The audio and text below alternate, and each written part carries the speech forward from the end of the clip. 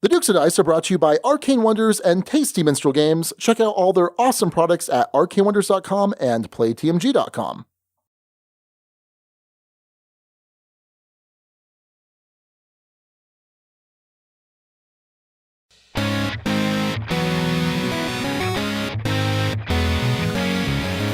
Coming to you from the Duchy in the Duke City, Albuquerque, New Mexico, it's the Dukes of Dice, a podcast about board games, card games, and occasionally role-playing games. Today, the Dukes are joined by me, Tony McRee, from Rolling Dice and Taking Names. We review Jump Drive from Rio Grande Games, then we look back at the Dukes review of City of Iron, 2nd edition in our Dukes Double-Take. Finally, we answer some of your questions from the Duchy mailbag. And now, the Dukes of Dice.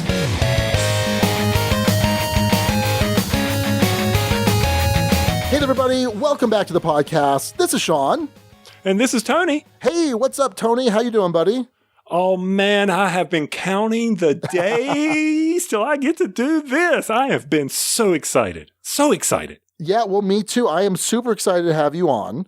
Of course, you are the other guy from Rolling Dice and Taking Names. That is correct, sir. I am the sidekick. I am the Alex of the Dukes of Dice for the Rolling Dice and Taking Names. But before we go too far, can I just tell you how many times I practiced the intro? When you shared that with me and I saw my name there, I was like, oh my gosh, I get to do the intro. You sure do. I know. Only the special media guests. None of the local guests get to do the intro, but I save it for you guys. Well, I appreciate that. I mean, if you had been driving down Charlotte on our Interstate 485, you would have seen this crazy guy in his car trying to do that. Just, okay, does that sound right? Did I get that one right? Did I get the right inflection? Oh, I was like, I've got to represent here. And I hope I did good. I hope I did good. No, you were great. It was fantastic. And the big takeaway from that is I'm not the only podcaster that practices stuff in the car while I'm driving. Oh, no. I mean, I get, like you, I get an hour's worth of practice, 30 minutes to work, 30 minutes back. And, it's great. I'm ready to go by the time I'm ready to record. Yeah, absolutely. Well, this is episode 138, which we're calling Rocket J Squirrel, thanks to Steve O'Rourke, the name father, coming in with yet another episode title. We name all of our episodes with the help of our awesome guild number 2008, and we'll give you some runners up at the end of the episode.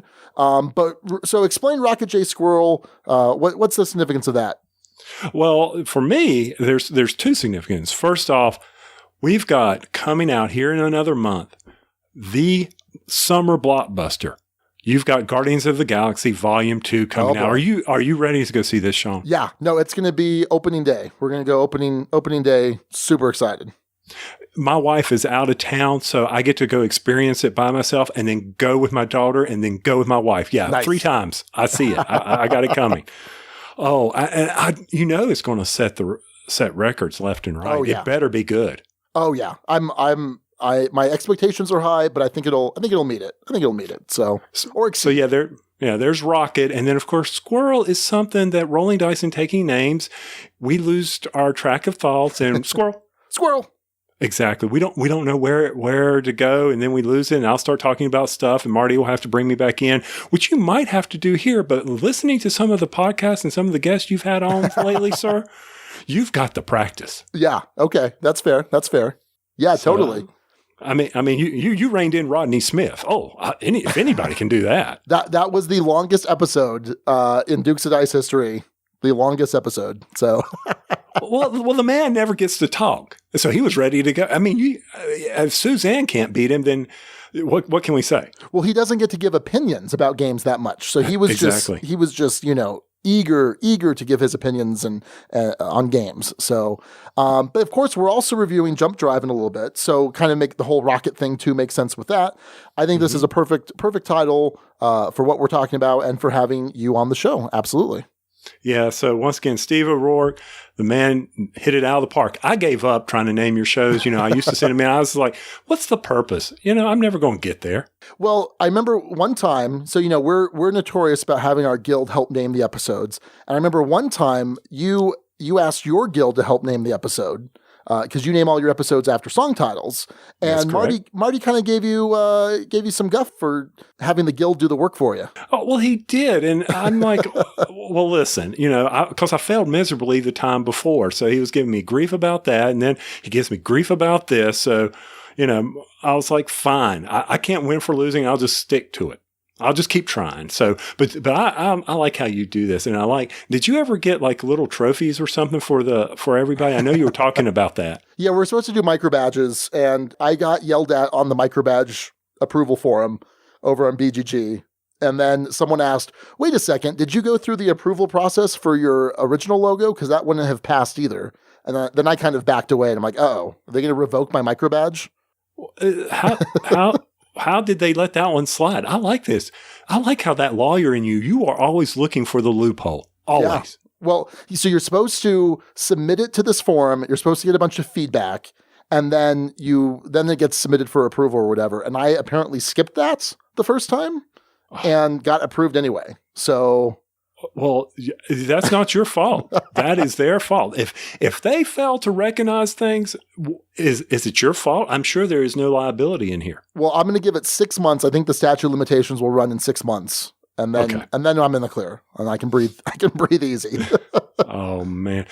And you know what, Sean? The other reason why I'm so excited about being on here is you and I forget what's going to happen on the show. You and I get to plan Rocky Mountain gaming vacation. Oh yes! Yeah. Oh, yeah. So, was it first week in June, second week in June? First week in June, you and me, Breckenridge, we're going to have a big time. Yes, indeed. It's going to be a ton of fun. Alex got to go last year, and he had a blast. He got to do, all the fun, touristy Breckenridge stuff, and then also got to play games because Mike Canavan from Rocky Mountain Gaming Vacation, from Icarus Tours, has an incredible library up there. And it's going to be a blast. I'm really looking forward to hanging out with you and hanging out with Mike Fitzgerald and Mike. It's going to be fantastic. I'm really excited. Oh yeah, so I hope people don't mind us as we pepper things in here. We'll be talking about it, but and actually, there's people coming from both shows. Yeah. So and I hope, and here's my first shot at it, is that maybe Mike will let you and I, not Mike Fitzgerald, but Mike. How'd you say his last name again? Because I'll butcher it. Canavan. Yeah. I hope he lets you and I sit down and do a special kind of, it's not going to be Dice Tower where there's 500 people, but maybe you and I can sit there and do a joint podcast and we'll have some audience. Yeah. Yeah, that could be something. We could definitely do that. He'll let us do that for sure. Yeah, for sure. And I know my wife's coming, so she'll be in the audience at least. Oh yeah. We'll have a couple people there. Yeah, absolutely. Oh, so much fun. So much fun. I cannot wait. So I know this game stuff gets in the way of us just chit-chatting here. Thank you. Thank you very much. But have you been doing any gaming? I have been doing some gaming. Have you been doing some gaming? If it wasn't for the podcast, probably not. But yes, I have been. Well, what have you been playing recently? Well, okay, so if you listen to Rolling Dice and Taking Names, I go and game with my wife and our best friends who live next to us, and I can't always break out the heavy games.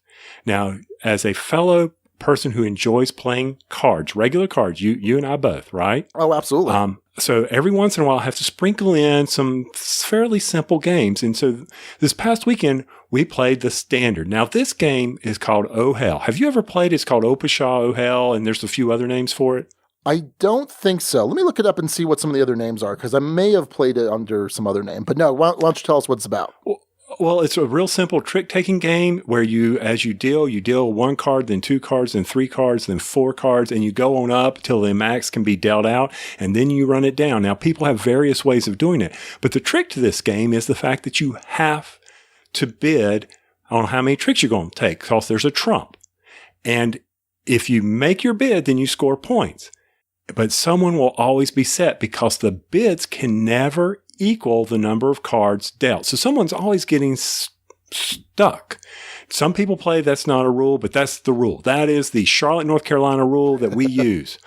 Now, I learned this game. This was one of the first games that Marty and I played together over 30 plus years ago. Wow. So, when we were in college, we played spades and hearts, but Opashaw stuck to us. So when you and I are at Rocky Mountain, if you haven't, you're sitting down with me and I've got an entourage coming. We're all sitting down and we are playing. I am teaching this. I'll teach this to anybody at the convention. We love this game so much. It's just such a good little trick-taking strategy game. And I'm sure Mike Fitzgerald, when I teach him, he's going to make a new game of it. I bet you he knows this. He is the preeminent card game designer, right? I'm sure he knows this. And I'm looking at it on Wikipedia. There's like 36 different names for this game. Oh yeah, it's ridiculous. It was back in 1930s when someone first came out with it. Yeah. Disappearing Tens, Mormon Bridge, Sausages, Stinky Fingers. Sure, whatever. I mean, we clean it up with Opashaw or Oh Hell because there's another name that it does. People often say when you get stuck. Is it a standard deck of cards or do you have to? Standard deck of cards. No jokers are in it, so you've got the 52s. You turn over one for the trump. And that's really just it. You bid what you think you can, and you'll get stuck on ones that you don't think you're going to make, and then you'll take them all, and you'll be.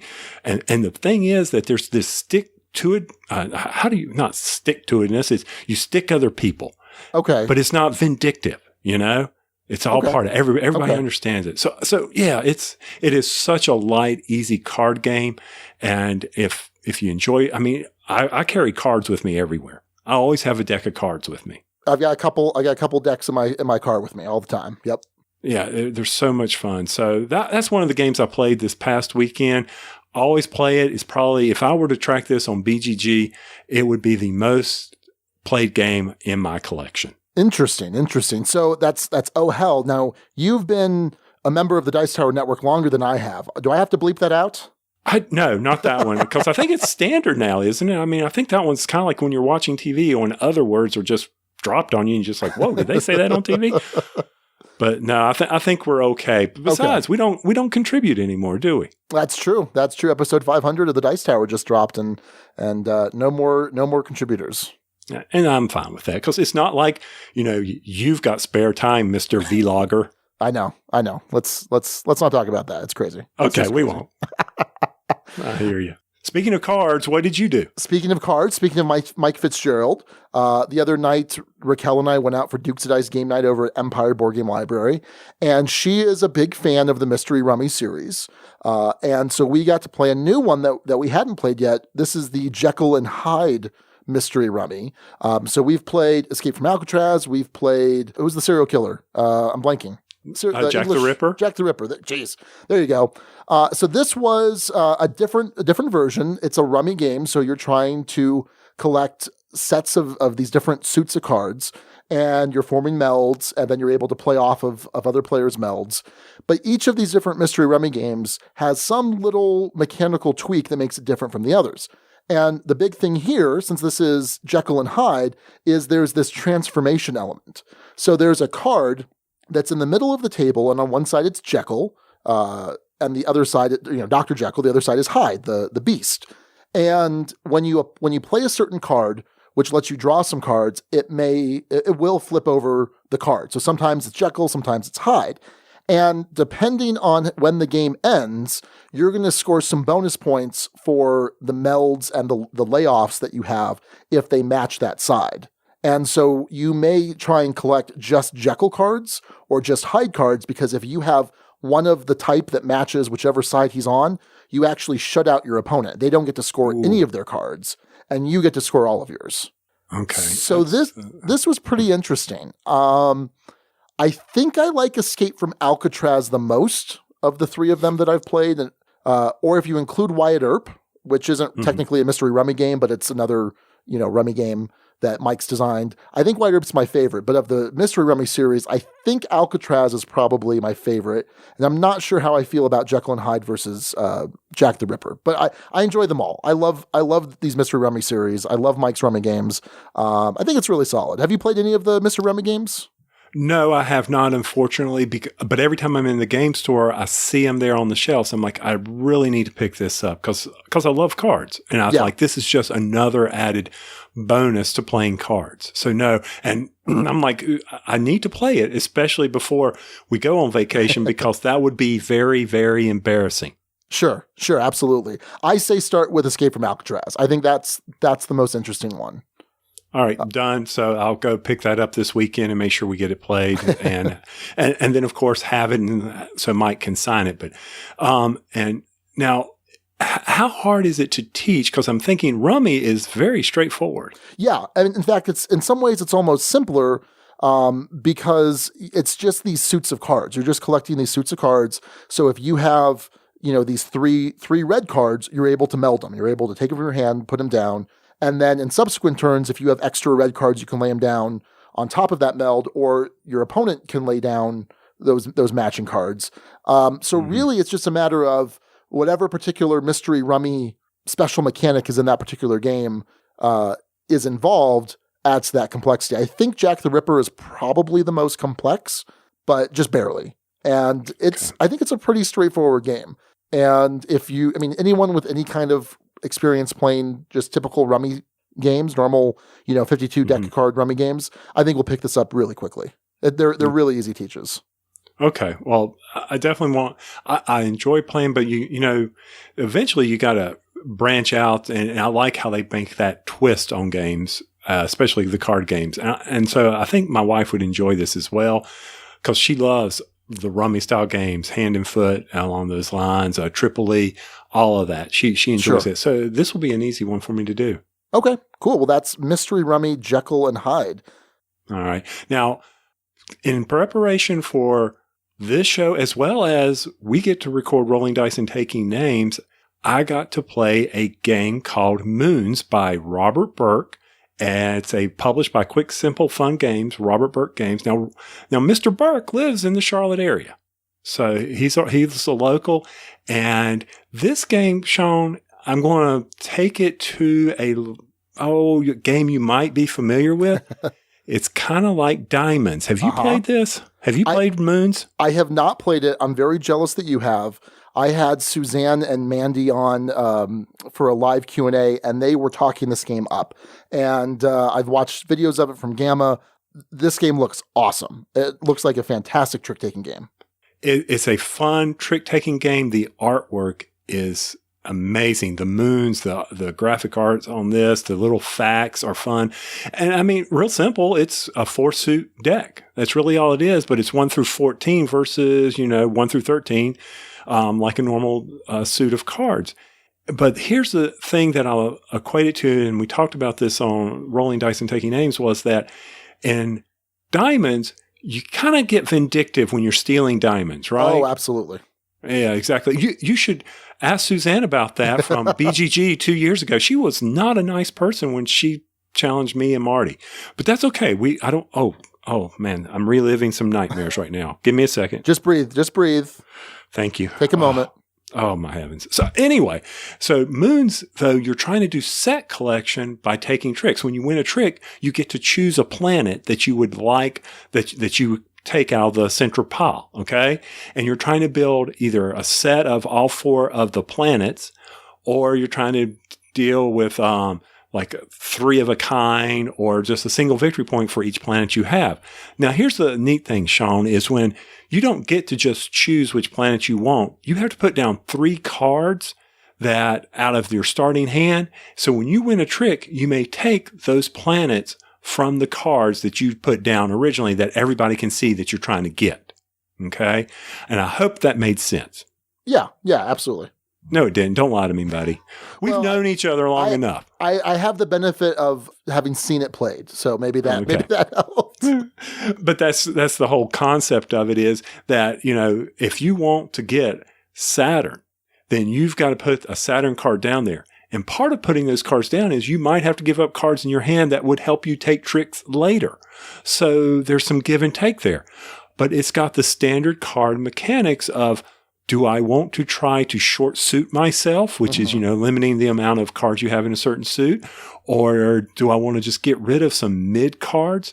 Because another neat aspect is if you ever play offsuit, kind of like you did in Diamonds, then you may take the planet of the offsuit card if you're the lowest in the offsuit.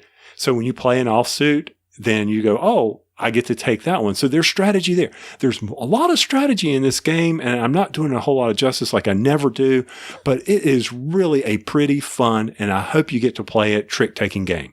Yeah, I'm very excited. I'm going to try and pick this up because it's not out yet, is it?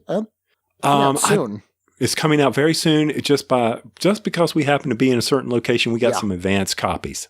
Yeah, that's pretty good. Yeah, I definitely want to give Moons a play because everything I've seen about it looks fantastic. Absolutely fantastic. I enjoyed it. So you guys reviewed Vast on the last episode, correct? That is, well, you could call it a review. Yeah, we talked about it. Yeah, we reviewed it. Yeah, but it wasn't one of the 5-minute initiatives. It was kind of, you talked about for a good 15, 20 minutes.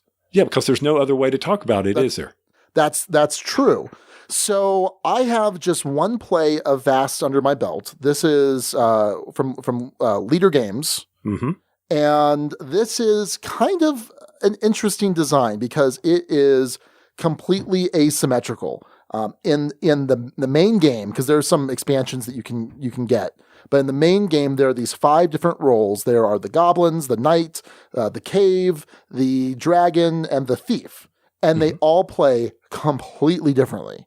So not just their objective is different, not just they have this one little rule tweak, but they play completely differently. So like for example, the knight, you're trying to level up. That's not XP, it's grit, right? Grit. Mm-hmm. You're trying to get grit, which gives you more actions and enhanced actions. The goblins, you have control of these different goblin tribes, and they get to kind of pop up around the cave. The cave, one of you's playing the cave. It's crazy. That's weird. You're the cave, and you're trying to create cave-ins. You're trying to impede some of the players some of the time, but you're also maybe trying to specifically impede certain players if they're about to win. Now, I've only played this 2 players, so this is kind of my scope is fairly limited. I played with Raquel. I was the goblins. She was the knight. Okay. And it was really interesting. I struggled a bit with the rulebook.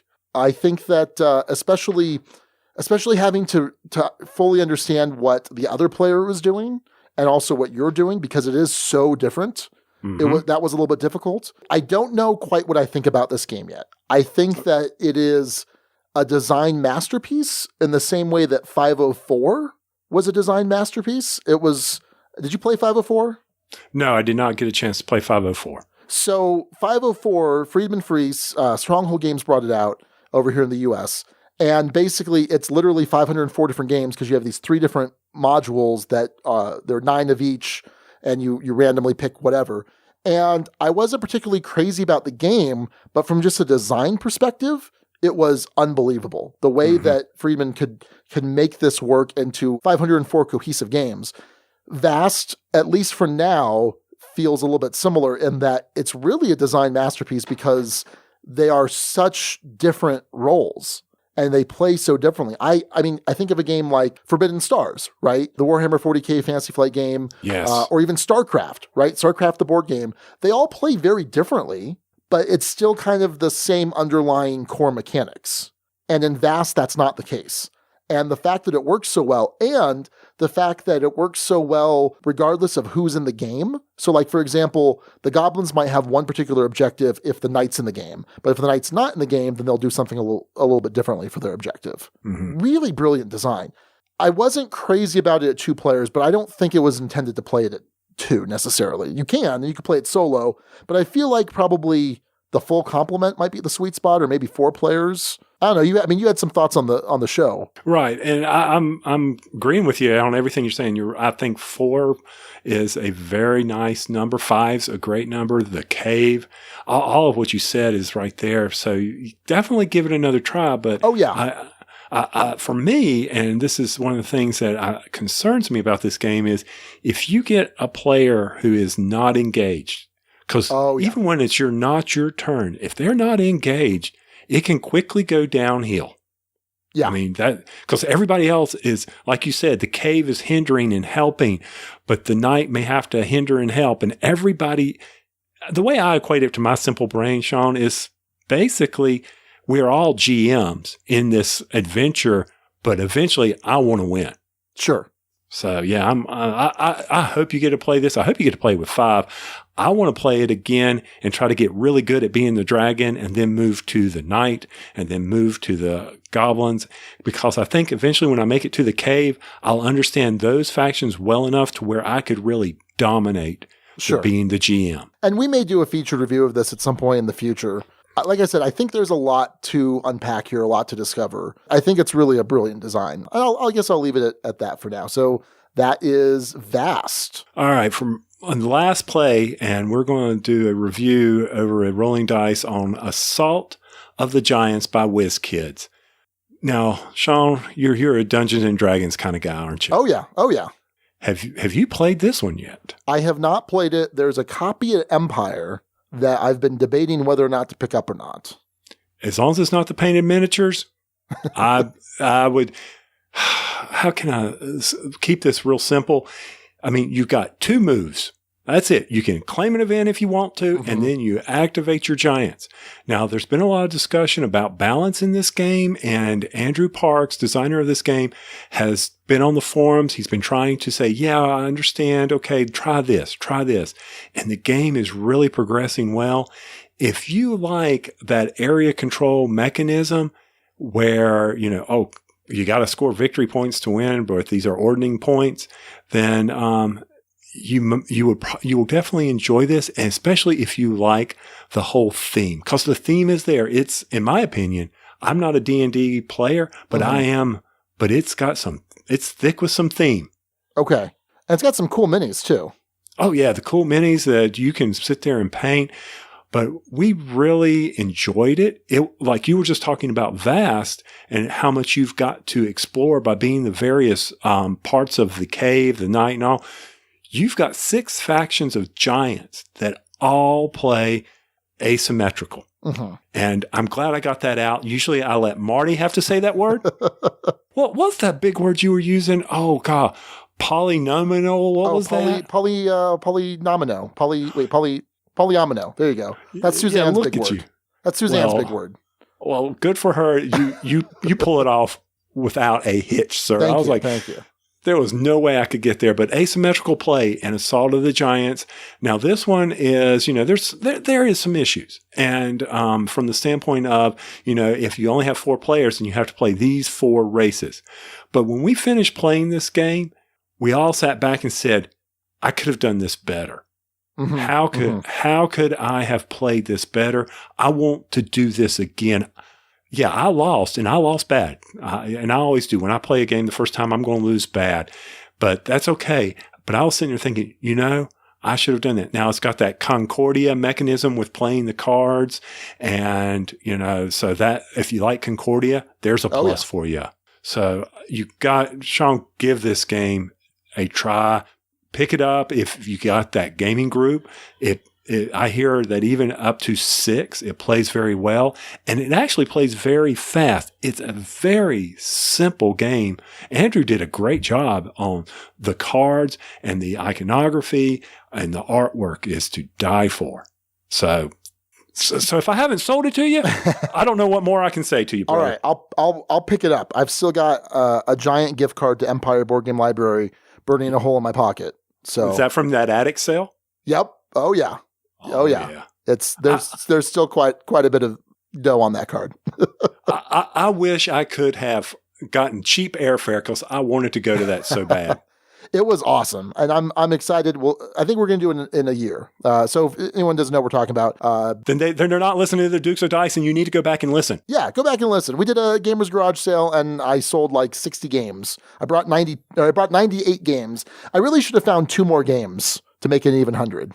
I really should have, but I was ruthless in calling my collection, and it was worthwhile. Well, I do know this, and this is why we got squirrels on the episode, because here I go. Here, I'm warning you now. Hold on. Squirrel! There you go. I was looking at somebody's trade list, and I don't know if he's updated it recently, but you got some Ascension on there. You and I need to talk. Oh, I think I traded it. Yeah, I'm really bad about updating my BGG collection information is probably 18 months out of date, I'd say, at least. Oh, you're killing me. Yeah, I got, you know what I need to do? I need to pay Mariah like $20 and have her just go through the collection and just update that. Just have her take like 3 hours one day, I'll pay her $20 and have her do that. That's what I should do. I'm going to do that. Because, I mean, how else can I go here and drool over the collection if it's not right? Yeah. No, I think I got rid of all the Ascension stuff at the garage sale. I'll double check. For you. Okay, that's okay. But anyway, that was Assault of the Giants, Andrew Parks, Whiz Kids. Just if you can get a play in, because if you like Concordia and you like the D&D world, this game, is something you got to give a try to. All right. Well, we're going to Empire tomorrow night for Dukes of Dice date night. So I'll go pick it up. Okay. All right. Well, the last game that I'm going to talk about is Indonesia. This is a Splotter title, and this came out in 2005. We had our Sunday morning, we're calling it Heavy Sunday, and we'll meet there sometimes 8 o'clock Sunday morning. We'll get some heavy games in. We're usually done by like noon or 1. This time we were done closer to 3, and we pretty much spent all morning playing Indonesia. This was interesting. By any chance, Tony, have you played Indonesia? No, I have not. I mean, why either you come this way or I come that way? There's a problem here. Okay. So Indonesia is one of the earlier Splotter titles, and it's an economic game. You're trying to run these different production companies in Indonesia. So you have all of these islands that make up Indonesia, and you are buying these factories that produce rice or spice, rubber, oil, and things like that. And then you're going to be merging these companies, but eventually these are probably going to get bought out from under you. There's going to be these hostile takeovers of your company. So you cannot get attached to these companies. These are not your company in a sense. You're kind of you're shepherding them for a while, and eventually someone's going to have to put them up for auction to merge them. You're going to get paid some amount, whatever your interest is. And what you're trying to do is you're trying to ultimately fulfill the needs for these different goods in these cities, and you're going to have to ship them because, like I said, it's all these different islands, so you need these shipping companies. And so sometimes you'll hopefully use your own ships, other times you'll use other players' ships, and then you'll have to pay them for the privilege of using their ships. This was very reminiscent to me of Food Chain Magnates, which is a much more recent Splotter title. And I think for me, Food Chain Magnate felt like it had the benefit of 10 years of design and development experience of Splotter. I enjoyed it, and I will certainly play this game again. I mean, this was heavy. This was a heavy economic game. Splotter is not great when it comes to rule books. This was a terrible, terrible, terrible rule book. How many terribles was that? Was that 3? I think so. I lost count after the first one. That kind of, right there, you said 1. That's all I need. Let me add a 4th. Terrible, terrible rule book. It was enjoyable. The gameplay was enjoyable. The map is terrible. It's a terrible map. So it is a completely, you ready for another big word? Yes. Cartographic. It's a solid cartographic representation of Indonesia, but it means that you have these little tiny spaces, these little tiny regions that are just really difficult because you have to put, counters on them. So you'll have a really tiny region in one space, and then you'll have this big, gigantic region, but there's no functional difference between them. And so it was really kind of hard to see what was where. Like I said, I think I'd rather play a newer Splotter title like Food Chain Magnate, but this was enjoyable enough. But I'm not going to go out and buy it. I have access to it through, this was Rory, the owner of Empire's copy. It was good. It was fine. I think it's showing its age. I mean, it's 12 years old at this point. It was what it was. Do you have any interest in playing any of these Splotter games? Funny you should ask. Are you like reading the mind here, Sean? We actually, and I believe in our schedule of reviews, the Great Zimbabwe is on the shelf. Yep. Interesting. I have that upstairs. I think we're going to get it out 2 Sundays from now. Wow. Yeah, that's interesting. I'm interested to hear what you guys think about that. Yeah, I think it's down in behind Star Trek Ascendancy. So we've got to get through a little backlog there. But yes, we have the Great Zimbabwe. Marty and I are really jonesing to play it. And I'm looking at Indonesia and I'm like, holy cow, how long did it take you to play? If I start seeing 180 minutes on anything, I start thinking, I calculate that by bathroom breaks. Yeah. Okay. We all got there at 8 a.m. And like I said, we left about 3. Wow. I mean, it was solid play. Like, it was solid working through stuff. The other 3 players there, it was their second game. This was my first game, but Rory made me in charge of the rules, even though I hadn't played before. So, nice. I borrowed it on Wednesday. I went through the rules. There are very few videos on Indonesia. I watched Scott Nicholson's video from 2006. If that tells you anything. Like, YouTube was in its infancy at that point. I think YouTube came out in 2006 or something. Oh man, unreal. Yeah. So you had another thing. This was like scratch, and then the pressure of having to teach a game that you know is going to be an easy 3 hours for people. Yeah. And I can only imagine. Yeah. I came in second. I came in. I had a desperate bidding attempt to merge these oil companies, and I bid just a little bit too much, which is how it turns out for some of those style games sometimes. But it was worth playing, and I'll play it again, but I'm not going to go rush out and buy it. But I enjoy these splatter games. I think they have they're not for everyone. By no means, they're not for everyone. So, well, I mean, when you think about it, you really got to get your mind there. You got to get it ready. Now, I am kind of curious when you get to Great Zimbabwe. Mm-hmm. We need to revisit this, and we're going to talk about it again on what you think between all 3 of them. Yeah, I think that's solid. Food Chain Magnate, I think, is fantastic. Oh, it's so good. So that's Indonesia. We're going to go over to the news, but before we do that, you asked for my shipping address the other day. That's correct. I did. And I said, I'll give it to you, just no anthrax, please. And that's true. And if you hadn't, I had someone else send me your address behind the scenes. So I had it taken care of. I've got ways. I know people. Okay. So it was funny because, you asked, had it arrived yet? And I'm like, no, it didn't come in. Right as we were getting ready to start recording, the doorbell rang. Mariah brought it down. So I've got it here. Let me see if the mic picks up. Can I shake it that hard? You can shake it as hard as you want, man. I mean, the dice can only roll so much. It's not a Fabergé egg or anything that I'm gonna break. No, all right, you're not gonna do that. I'm opening this up. You have to share. Oh, I will share. It is 3 packs of moon pies, the regular chocolate moon pies, not the banana moon pies. That's right. Okay. So you got you told me on the guild, you said, hopefully he will be bringing me moon pies. And yeah. I had to deliver, man. I had to deliver. All right. Well, I'm gonna eat one of these while we're. Do you have moon pies on your end right now? Are they in arm's reach? They are not in arm's reach, but that's okay. Just remember that when you bite into these, you better have something to drink nearby too, because that marshmallow goodness is just. Now, have you ever had a moon pie? I have never had a moon pie. Oh, good gosh, this is going to be ugly. I've never had a moon pie, and so Chewy has had a banana moon pie. You gave us moon pies at BGG. Yes, but Raquel has the sweet tooth, so I let her have them.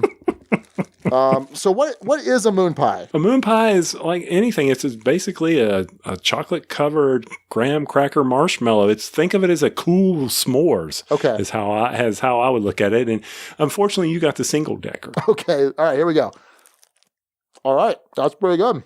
It's graham crackery and marshmallowy. That's it, man. That's all there is you need to say about it. But I think somebody who's there might be real excited to see 3 boxes. Wow. Yeah. No, Raquel's going to like that. Chewy's going to like it. Mariah's going to like it. Everyone's going to like it. So thank you, Tony. I appreciate it. You make sure the Wham boys get a little bit too. Okay, I will make sure. Yeah, absolutely. And we'll talk a little bit more about Wham, Matthew and Matt a little bit later. We are Matt. We'll talk about that in a little bit. Well, thank you, sir. You're more than welcome, buddy. I'm glad I didn't disintegrate them with my shaking of the box. I don't think a nuclear war could do that. All right, well, that's going to do it for our recent plays. Let's head on over to the news desk.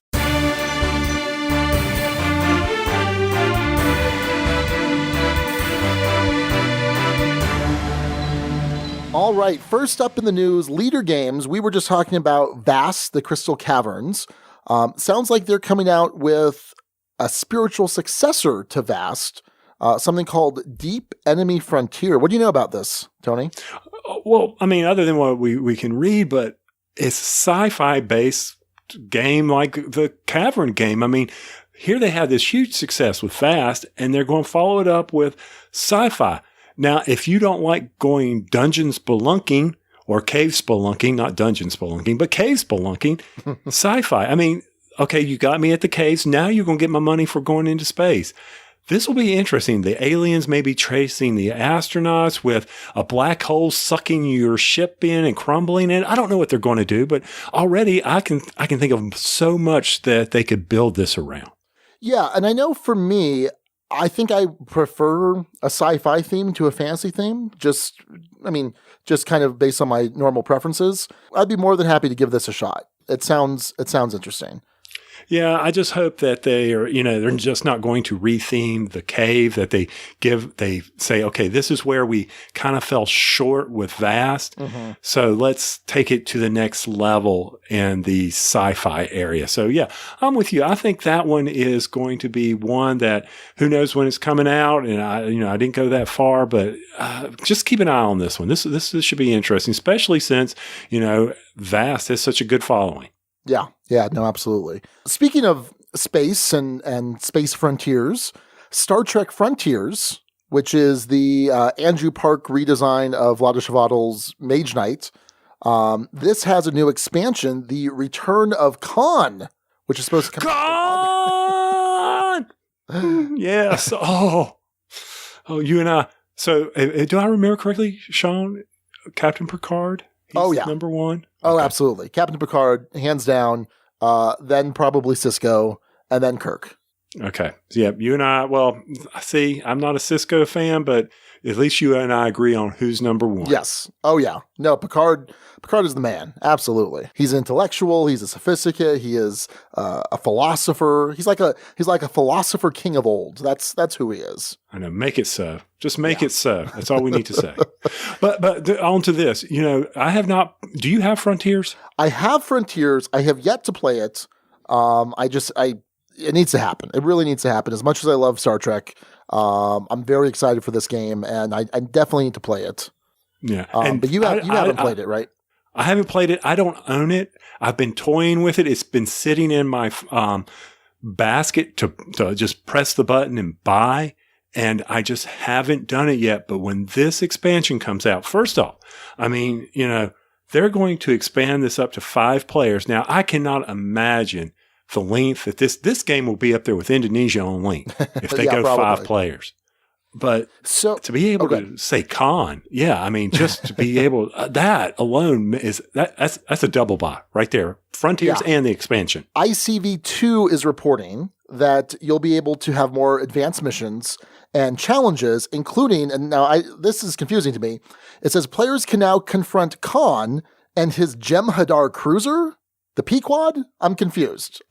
That doesn't sound right. So the Jem'Hadar were the race from the soldiers from the Gamma Quadrant in Deep Space Nine, and it has nothing to do with Khan. I don't know if that's confusing or they're just saying now you can just mash stuff up.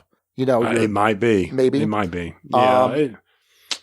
And now the USS Enterprise A, the one that was in Star Trek 5 and 6, is now a playable ship. So once again, you cannot get enough Star Trek goodness, but you pick those 2 up, and there you go. You got it all. So when I read things like this, I just think, okay, start saving my allowance.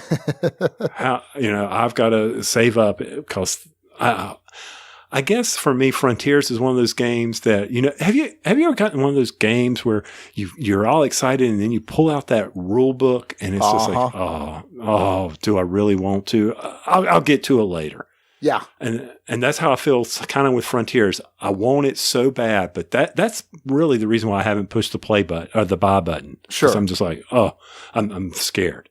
So this is coming out August. It's going to have an MSRP of $49.99. A lot of stuff coming in here. I'm going to prioritize this. This needs to happen because I've got that and Ascendancy both just collecting dust. I've had them for months now, and I need to play them both. Yeah, same here. And I was going to do Ascendancy and then of course Star Trek. And because of Assault of the Giants and Andrew Parks, I'm thinking this may be him coming into his own here. So we'll have to wait and see. All right. Well, the next bit of news is a little odd. So this is coming out from Chronicle Books, and they did the Harry Potter Hogwarts Battle game that's been all the rage recently. Mm-hmm. And this one is called Donner Dinner Party. Of course, talking about the Donner Party that they got lost or they froze and they had to eat each other. And there were, a handful of survivors after they ate aunt and uncle and grandpa and whatnot. Yeah. First off, for me, it's a social deduction. So it's high on my list of games to play. You love them. Oh, I love those social deduction games. And if people cannot pick up on the dripping sarcasm from that, they're not my favorite. But yeah, Sean, this one, I was like, really? I understand werewolf. I understand trying to kill off the villagers and things like this. Sure. But I'm not sure what they were thinking here. Yeah, it's a little weird. It's a bit of a macabre topic for a social deduction game. I'm a fan of social deduction games. I think certainly there's a game like Secret Hitler, which kind of throws me for a bit of a loop, and this kind of does the same. It's a weird theme. It is, but the biggest reason why I pulled this out is I was like, oh, well, when's this coming out? Because when we're at the Rocky Mountain Gaming Vacation, wouldn't this be a hoot? Well, you were telling me we're near the trail, right? We're close enough. The Rocky Mountains, the snow, who knows? 1st of June, when we're there, it could snow a foot and we could all be trapped at Breckenridge. I just hope Michael has enough granola snack bars. You can bring some moon pies too. Oh yeah. Oh crap. I got to think about that. I better lose some weight before then, so I'm a less tempting target, just in case. Okay, but anyway, it was just funny. From Harry Potter to cannibalism. Okay, yeah. Whatever. Now, Squirrel, are you looking at the expansion for the Harry Potter, the monsters? Well, no, I haven't actually played it yet. You haven't played Harry Potter, or I haven't gotten. No, I haven't played Harry Potter. Okay, let's just say that's a very light deck building, but I think the girls would love it. Yeah, I think so. Speaking of cannibalism, no, maybe kind of. A podcast that swallows this all up has, and these guys are incredible. They're good friends to both for both Rolling Dice and Taking Names and the Dukes of Dice. The Secret Cabal. Hold on, if I don't say it right, Jamie will come in and beat me with a wet noodle. The Secret Cabal Gaming Podcast. Their Kickstarter. Congrats to those guys. They're already funded, and if you listen to them. Be sure to share the love. Absolutely. So by the time we're recording this, I think it's day 2. It's either day 2 or day 3 of their campaign. They just hit $80,000. I think the goal was like 30, but really the goal was 80, because at 80, Jamie is now a full-time producer. He's going to be able to do this, make this podcast. He has also the Secret Cabal Express, and they have the Lords of the Dungeon, which is I think once a month an RPG podcast that they're doing, and he's going to be doing more video stuff. And basically, he's able to devote his full time to this, and that's that's crazy. That's awesome. And I'm so happy for him, because he does his quality work. Great bunch of guys. Couldn't happen to a better group of guys. I don't know. I've listened to the Lord of the Dungeons because somebody who will remain nameless, Marty, is beating me up to get the RPG for the Adventures in Middle Earth started. Oh, yeah. And so I'm listening to the Lords of the Dungeon so that I can take tips on that to make sure that I can get that RPG started here and be a good GM. And, you always try to find something to help you, and that does. I didn't even think of this. And on their first episode, they're like, you really need to have a character party. And I bet you, Mr. D&D, Mr. Expert, you did that. You had character parties where everybody built their characters. That's my preferred way to do it. And yeah, they were, I think that was episode 0. They were talking about their Star Wars campaign. Right. Not the new one from FFG, but the older one. There's like 3. Anyway. But yeah, I prefer to build characters together. Sometimes if you need to, it's a fantasy setting. Hey, you all meet in the tavern, right? If you're just trying to get something up and running real quick. But it's a lot more interesting if you're able to come together and kind of have your backstories intertwine and have some reason to exist together other than just, hey, you guys meet each other in the tavern, So I like doing it that way. But it's hard. It's a hard thing to do when you've got a job and a family and things like that. Right. Now, I will say this. Now, I think what I should do is to see who my true core Lord of the Rings people are, is make them all watch all The Hobbit. Oh, boy. That's rough. I know. It's cruel and unusual punishment for those of us who know the inside joke here. But, yeah. But Jamie, Secret Cabal, Kickstarter, congrats to them. Guys, just show them $1, $5, whatever. But if anything, get your Kabbalist out there and go give it a look. Yeah, they've got there's promo stuff. I think you can go in for like $5. They've got certain promos. There's this game that you're able to play, which sounds the AR. Mm-hmm. Yeah, it sounds really cool. And there's still, at the time of recording, there's still like 30 days left in the campaign. So I'm excited to see where that's going to go. So let me just this is kind of a half squirrel, just the waist up, from the waist up. Okay. So what do you and Marty want to do? Like, is that idea even on the horizon for you guys? Just like you, we talk about it, but then we think with a full-time job, we're, for the podcast itself, we've really got to figure out what we want to do in 2017. Now, are we ever going to do this? No, not full time. I'm too close to retirement. I'm going to finish it out and enjoy my job. And that's one thing, Sean, I know you've got these little ones. Mm-hmm. I'm an empty nester. I'm finding more and more time. So it's awesome. I don't know if I answered your question, but I think I kind of sort of maybe did. Okay. Because I feel like I get asked this a lot. I'm sure you guys do too. I don't know. Marty's the guy. My job is to schedule the guest and try to come up with ways to derail his thought process. That's it. Okay. Oh, and then name the episodes. There we go. Okay. Fair enough. All right. Well, yeah, go give the Secret Cabal some love. It's kind of cool to see, to see him, to see Tom, to see Rodney. They're able to, take this awesome thing of creating board game media content and, their passion. They're making it a full-time job. I think that's really cool. All right. Well, that's going to do it for the Kickstarter, and that's going to do it for our look at the news.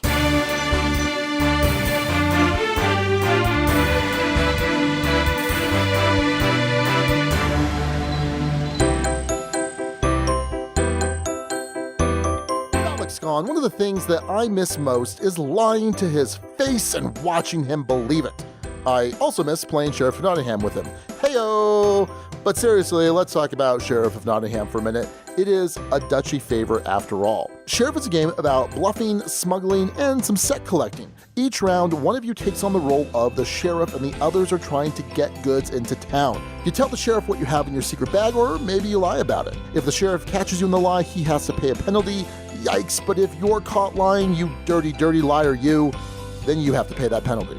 It's just one of the awesome games in Arcane Wonders' Dice Tower Essentials line. It's a fantastic game that the Dukes love to play. It's helped turn my 15-year-old into a fantastic liar. It's just one of the awesome games in Arcane Wonders' Dice Tower's Essential line. Check out the rest of them at arcanewonders.com, and while you're at it, give Sheriff of Nottingham a look. So today we're returning to Race for the Galaxy, but a simpler, kinder, gentler version of Race for the Galaxy. Is it? Let's find out. It's Jump Drive. All right, Tony, well, let's talk about Jump Drive from Rio Grande Games. This is designed by Tom Lehman, who did Race for the Galaxy, right? Mm-hmm. So are you a big Race for the Galaxy fan? I'm going to go ahead and say it. I have never played Race for the Galaxy. Interesting. I think that is great because I think that will provide a very distinct impression from what I will see. So I think that there's going to be a lot of value in these kind of, I don't know what your opinion is going to be, but I suspect that just given that background, I'm interested to hear how our thoughts are going to converge or maybe differ. So, right. So for those people that don't know anything about Race for the Galaxy, this is designed specifically to be kind of an intro into that system. I've said this on numerous occasions. I hate teaching Race for the Galaxy. I absolutely hate it. There are all these iconography issues. There's this hand management aspect that's kind of difficult. Eventually, it's kind of hard to teach someone how to generate the card draws that you need to fund your ability to do stuff. But I love playing this game. And when you are playing someone that has played it a bunch, you guys can just go boom, boom, boom, play it real quickly, and it's a fantastic experience. So let's talk a little bit about how to play Jump Drive. What you're trying to do is to score the most points. The game end will trigger when one of you hits 50 points, and it has these little VP chips. And you're going to do this by the end of every turn. All of the cards that you're going to place in your tableau are going to generate some VPs, or they're going to give you some card draw. And so you're going to start with a hand of 5 cards, and everyone simultaneously is going to choose to do a couple different things. You can either play one development, which is some sort of technology, or you can play one world that you have to settle or conquer, or you can play both of those things, but you're losing out on some bonuses. Or you can go exploring, which is going to give you some card draw and basically some extra cards that you can use. You then have to pay for these. So there's a cost in the upper left-hand corner for all these cards, and you're going to pay whatever it says there by discarding that number of cards from your hand. So there might be a really cheap development that costs 1. You just play it and then discard 1 card from your hand. But there's some that cost 9. There's also military worlds that have to be conquered. Instead of having to actually discard cards to pay for those worlds, you have to have cards in your tableau that give you military equal to that level. So maybe I have a military world that has a 5 threshold. If I have 5 military in my tableau, I can play that card for free. So there's going to be some synergy happening, but ultimately you're just trying to generate as many VPs as quickly as possible because it's this race to 50. And that's kind of the long and short of it of how to play Jump Drive. So, Tony, what are your initial impressions of Jump Drive? For me, I enjoyed it. I thought Jump Drive. There you go. Jump Drive was a really neat card game. I like the speed of this game, and really, the box had me at 20 minutes. When I said 20 minutes, oh, this is good. This is going to be fun. I like the I don't want to say the universe of Race for the Galaxy, but we love Roll for the Galaxy. And I was like, Roll for the Galaxy takes a while to play. So anything that can get me into the Roll for the Galaxy type of theme, I'm going to enjoy. So when I got it on the table, we played it. At first it was a little clunky, but then after a couple of plays, we were all in it. And I'm like, I'm really digging this one. This one's I enjoy. Yeah. So I think that what it sets out to do, kind of be a primer for someone to play Race for the Galaxy, to be able to teach it. I think it does that well. Now, it strips out a lot of things that Race for the Galaxy has. So, like, for example, Race for the Galaxy has worlds that have production, and then you have to ship them, either trading them for money or consuming them for victory points. And this does away with that completely. The other big thing that this does away with is the phase selection. So basically there are these different phases, either in Race for the Galaxy or Roll for the Galaxy. There's the explore, develop, settle, produce, and then and trade or ship, depending on which game you're playing. And what's really cool about that is you are picking one of them, and then you reveal them simultaneously, and all of the phases that everyone picks will happen. But in Race for the Galaxy, whoever actually picked that phase gets a little bonus for actually doing that phase, but everybody gets to participate. Well, this game doesn't have that, which makes sense, because if you're trying to streamline the experience, you're going to have to cut some stuff out. So right. I think what Tom was trying to do here was say, okay, well, what are some of the core principles of Race for the Galaxy that might be hard to teach? And so one of those is kind of the iconography, and it simplifies that. And then also the hand management, where you are having to discard cards from your hand to be able to pay for stuff. And that can be a tough decision, right? I mean, sometimes you have cards that are like, okay, well, this does nothing for my strategy, so this is an easy one. But, oh, man, this card, I might want to build this card eventually. I might want to settle it or use the development, whatever, but I need it to pay for this other card. Okay, I'm going to have to do that. So I think that it teaches that hand management aspect pretty well. I think I played this about 8 or 9 times, and it plays really quickly. And I had some very mixed play experiences. I had some that were fairly fulfilling, or, well, somewhat fulfilling. And I had others where all of a sudden a player had hit the 50 points and I was at 12 because I was trying to do this kind of like long-term strategy. but sometimes there's really no time for that. It plays quick. And so if you get a little frustrated, well, you could just pick it up, shuffle up, and play again. So yeah, I think those are kind of my initial impressions. Based on that, though, and I think on the initial impressions is you don't realize it the first few times you play just how quickly the game escalates. Yes. I mean, it's chugging along. Then suddenly you are in jump drive. You are warp speed. You are flying around the sun, and you are going back in time as quickly as you're doing this thing. So you got to pay attention to that. And so for our experiences, I mean, our games were tight. So when you say 12, I can see where you're trying to maybe do that war thing, and the cards aren't showing up for you. Right. And I would say most of the other games were fairly tight. I was very much I like to try out different strategies. And this is a quick enough game that I can certainly do that. I did feel like the military strategy doesn't ratchet up quite as quickly. And the reason I think the reason that is like you were saying, this kind of just, you're going to warp speed, right? Because maybe that first turn you're generating no victory points. And then the second turn you're generating 2. And then the turn after that, you're generating 7. And the turn after that, you're generating 18. I've seen people generate like 35, 40 points. And that all of a sudden, boom, game is over. And so in order for you to build these military worlds, you have to be putting developments and some smaller worlds into play that give you that military the bonuses. But by the time you've done that, someone else is scoring 15, 20, 30 points. And you're not going to be able to catch up in time. Maybe I'm just really bad at the military strategy, or maybe I'm just not seeing the right cards. But that's certainly an aspect of Race for the Galaxy 2, where you're looking for some specific cards that help your strategy. Right. But I don't want people to think that, there's this sudden it's by the luck of the cards. Because you pointed out, hand management, because you're limited to 10. So when you have that income coming into you of 15, and this is happening. I saw somebody have to draw 20 cards. And they had to, and this is where we hit the speed bump. This is where Warp Drive went offline. Yeah. And we were like, thunk. And we were like, oh man, we are floating in space here. Because they had to go through 20 cards to try to get down to 10. And then we were like, oh, man, come on now. Here, just let us pick them at random for you. And so, but that was probably one of the slowdowns for us.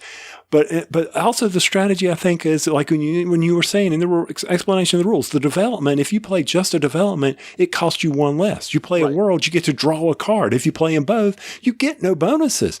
That's another strategy that you really need to think about, because if you're not playing 2 cards, then you're already getting behind those who have. And that's one of the things on my impressions is we felt like this was a very solitary game. Yeah. I would agree with that. So I've played this at all the player counts, and I think I enjoyed it most at 2, because at 2 players, it is such a solitary experience, but it's easier to at least keep track of what the other player is doing, because maybe you're kind of just, I don't know, you're just durdling around doing your thing, and you realize, oh, this other player is ahead of me. I need to kick this into jump drive, so to speak. With 3 or 4, it's kind of hard to monitor where everyone is. So I think I preferred this at 2, which interestingly is what I prefer Race for the Galaxy. I prefer Race for the Galaxy at 2. Okay. But I prefer Roll for the Galaxy at higher player counts. Roll for the Galaxy, you got to have 4 at least. Yeah, I think I prefer it with at least 4, definitely. So what did you think about the components art? Typical Race for the Galaxy, Roll for the Galaxy. It was nice. It felt warm and fuzzy to me, nothing really thing. The counters were thick enough. And now I will say that we did have an issue with the, and I don't know why they do this, but I understand it's the theme, the victory points or whatever points, one's easy to distinguish from 3. But we have people picking up the 10 versus the 5 by accident. Yeah. And that, to me, it's easy to tell a 5 from a 10, but when you get all these little lines, you can very quickly, and since this is solitary, you kind of say, wait a minute, you got scored only that many. Why'd you pick up that? Or you shortchange yourself. Right. We had that happen. Yeah, and it uses the same victory point chips you get in Race or Roll for the Galaxy, where it's these little hexes, and for every line. So it's a line of 1, or it's a line of or 5 different lines, or 10 different lines. And yeah, I agree with you. The 5s and the 10s were kind of difficult to distinguish. I think the cards are fine. They've got that linen finish. You're shuffling this a lot. I've seen a little bit of chipping. They have black edges. I've seen a little bit of chipping on the backs. Not terrible. I think you probably want to sleeve them. I didn't sleeve mine. It's the exact same art, I think. I think there might be some differences, but for the most part, it looks like a lot of the same art from Race for the Galaxy. In fact, some of the same names. So like, I'm looking at dropships. Transgender or galactic trans something. Galactic trendsetters. Trendsetter, that's it. I didn't. That was a pure. I did not mean to say that, people. Okay, that is the Dukes of Dice. That's Tony at thedukesofdice.com. And you're coming from North Carolina, where let's move on, please. Moving on. So yeah, it's. I think that the production wise, it's fine. Nothing to write home about necessarily, but I think it's fine. So having not okay, so you've played Roll, but you haven't played Race. No. Does this make you want to play Race? No, not at all. No, not one bit. I have no desire to play Race. Oh, tell me why. I'm curious. Because we like Roll so much. Sure. I enjoy. When we talk about these card games, and I enjoy faster card games, and when I see Race and its count point and having to grab the, just something about that just doesn't jive with me, especially because I'm afraid that it would diminish my desire to pull out Roll if I have a bad experience with Race. So I don't want to do that with Roll, and also, the competition of getting which games to the table, I don't need that. I've got Roll. I'm very happy with playing Roll. I'm very happy playing with Jump Drop. Okay. Do you have a preference then between this and Roll? No, it depends on the time. This is truly a filler game. Yeah. I think that's definitely true. I think you can get 3-4 people playing this. I've taught this to probably 8 people, and it's always a quick teach. If they have experience with Race or Roll, it's an even quicker teach because you just have the shorthand. It's like, oh, these are the developments, these are the worlds. You don't have to take time to really explain that process. You don't have to take time to explain how to pay for things, and you're just off to the races. If someone doesn't have any of that background, it adds an extra 30 seconds to the teach. I mean, it's really not a difficult teach, and so I think there's some value in that, and I think that certainly if you have 2 people that have played Race for the Galaxy enough, it can be a filler. But if you're playing like a 3-4 player game and the people have only played it, a couple times, a handful of times or less, it could be an hour and a half, 2-hour game. I've seen some long games of Race for the Galaxy with brand new players or inexperienced players. But this is always going to be at most 20 minutes. And I played some games in, 8 minutes probably. Yeah. I can see that. It's definitely quick. I like some of the synergy too. Just like Race for the Galaxy and Roll for the Galaxy, this has synergy. Like the Galactic Trendsetters, for example, you're able to collect multiples of those, and they score more points for each copy of them. So I think it's 2 per. So if you have 1 Galactic Trendsetters, you're scoring 2 points a turn. But if you have 2 Galactic Trendsetters, you're scoring 4 points per card. So you're actually scoring 8 points for 2, and then 18 points for 3. That gets crazy. That gets real crazy. Yeah. And then there are some cards that say this is worth 1 income, but if you happen to have this card in your tableau, it's worth an additional bonus income. And I think that there's enough of these extra little bonuses to keep it interesting, but still not be too overwhelming for newer players. Right. And I think it was the chromosome card. I had those cards as well. And it was just like boom, boom, boom, ratcheted up and got real crazy as well. So, that's where that sudden warp drive kicks in. When you get all those on there, bam. I didn't see that in the war cards, though. I had propaganda, and it didn't ratchet up like that. So that's when I started thinking, a lot more plays to see if there's a balance issue here, but right. I don't know. Well, like, for example, I'm looking at a card called Rebel Base, and you need a military of 6 to be able to settle it, or to be able to conquer it. But if you're able to put it in your tableau, it's worth 6 victory points a turn. That's pretty good. How many turns do you think it'll take you to get to 6 victory points? How many turns do you think it would take you to get to 6 military to be able to play this?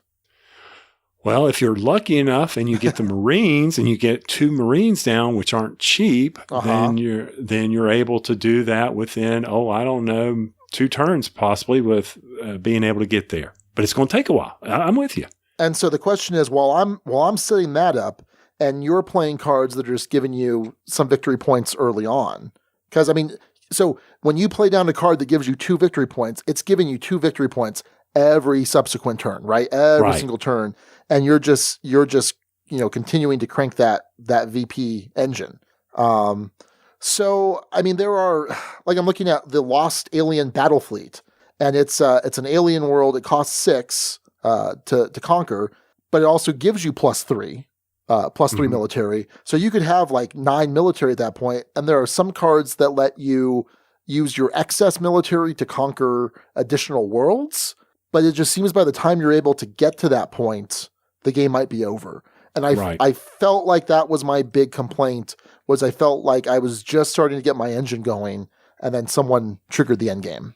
Yeah, because they suddenly got those things that went up to 18, 22, 30, and just boom, you're like, whoa, what the heck? Yeah.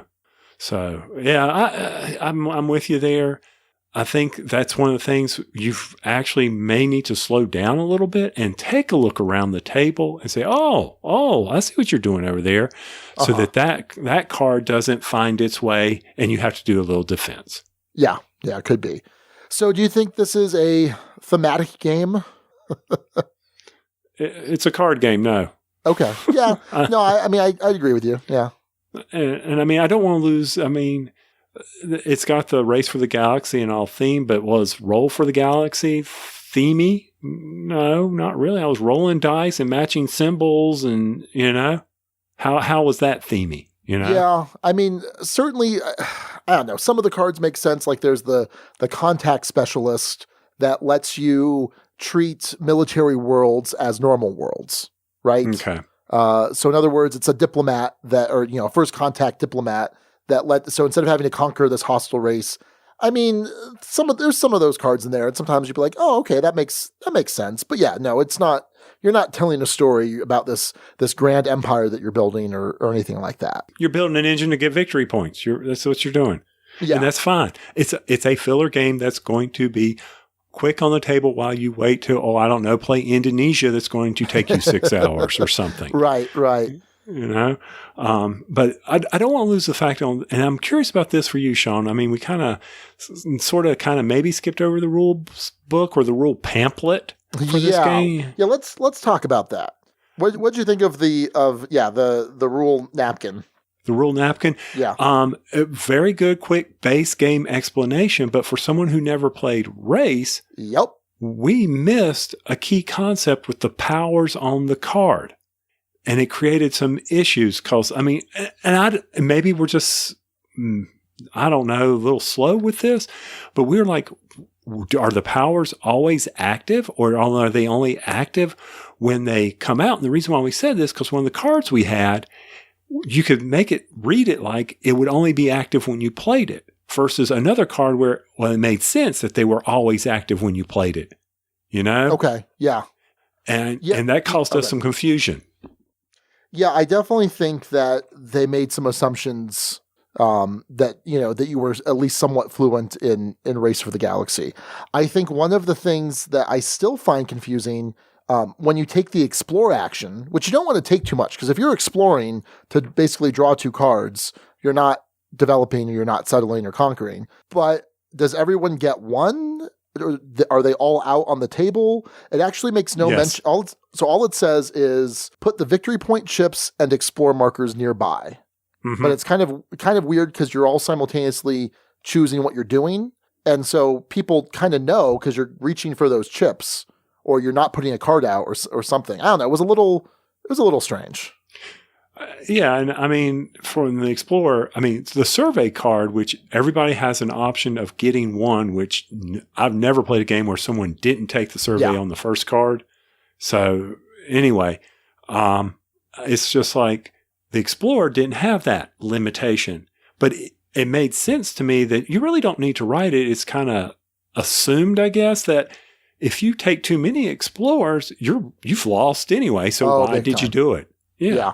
So I guess it's kind of, they didn't really need to, if those people are that foolish not to understand that you're going to lose if you do 2 Explorers, then we don't need to really tell them that they can, So that's where I was on that. And I did like so the survey team is something everyone can build once, and basically it's free if you just develop. It's a development that costs 1, so you can pay the 1 for it if you want to do that and a settle or not. But it gives you +1 military. It gives you an extra explore icon so you can see some more cards. And it also gives you an income of 1. So you're drawing a card with it every turn. And then also you can choose to either everyone starts with these starter hands or you draw 7 cards and then pick 5. And the nice thing about the starter hands is they all have some synergy that's fairly balanced. And I like being able to draw 7 and pick 5, but at the same time, some players can really get a leg up that way. I mean, if they just start with 5 cards in hand that are really synergistic, and I start with 5 cards that are kind of a mismatch. Mismatch. Is that right? Mismatch. Yes. Mismatch. Mm-hmm. That sounds really it works for me. It works for me, dude. Polynomials. But I feel like that is because I agree with what you were saying earlier, right? That it's not just there's more to luck of the draw, right? Because eventually you're drawing a ton of cards.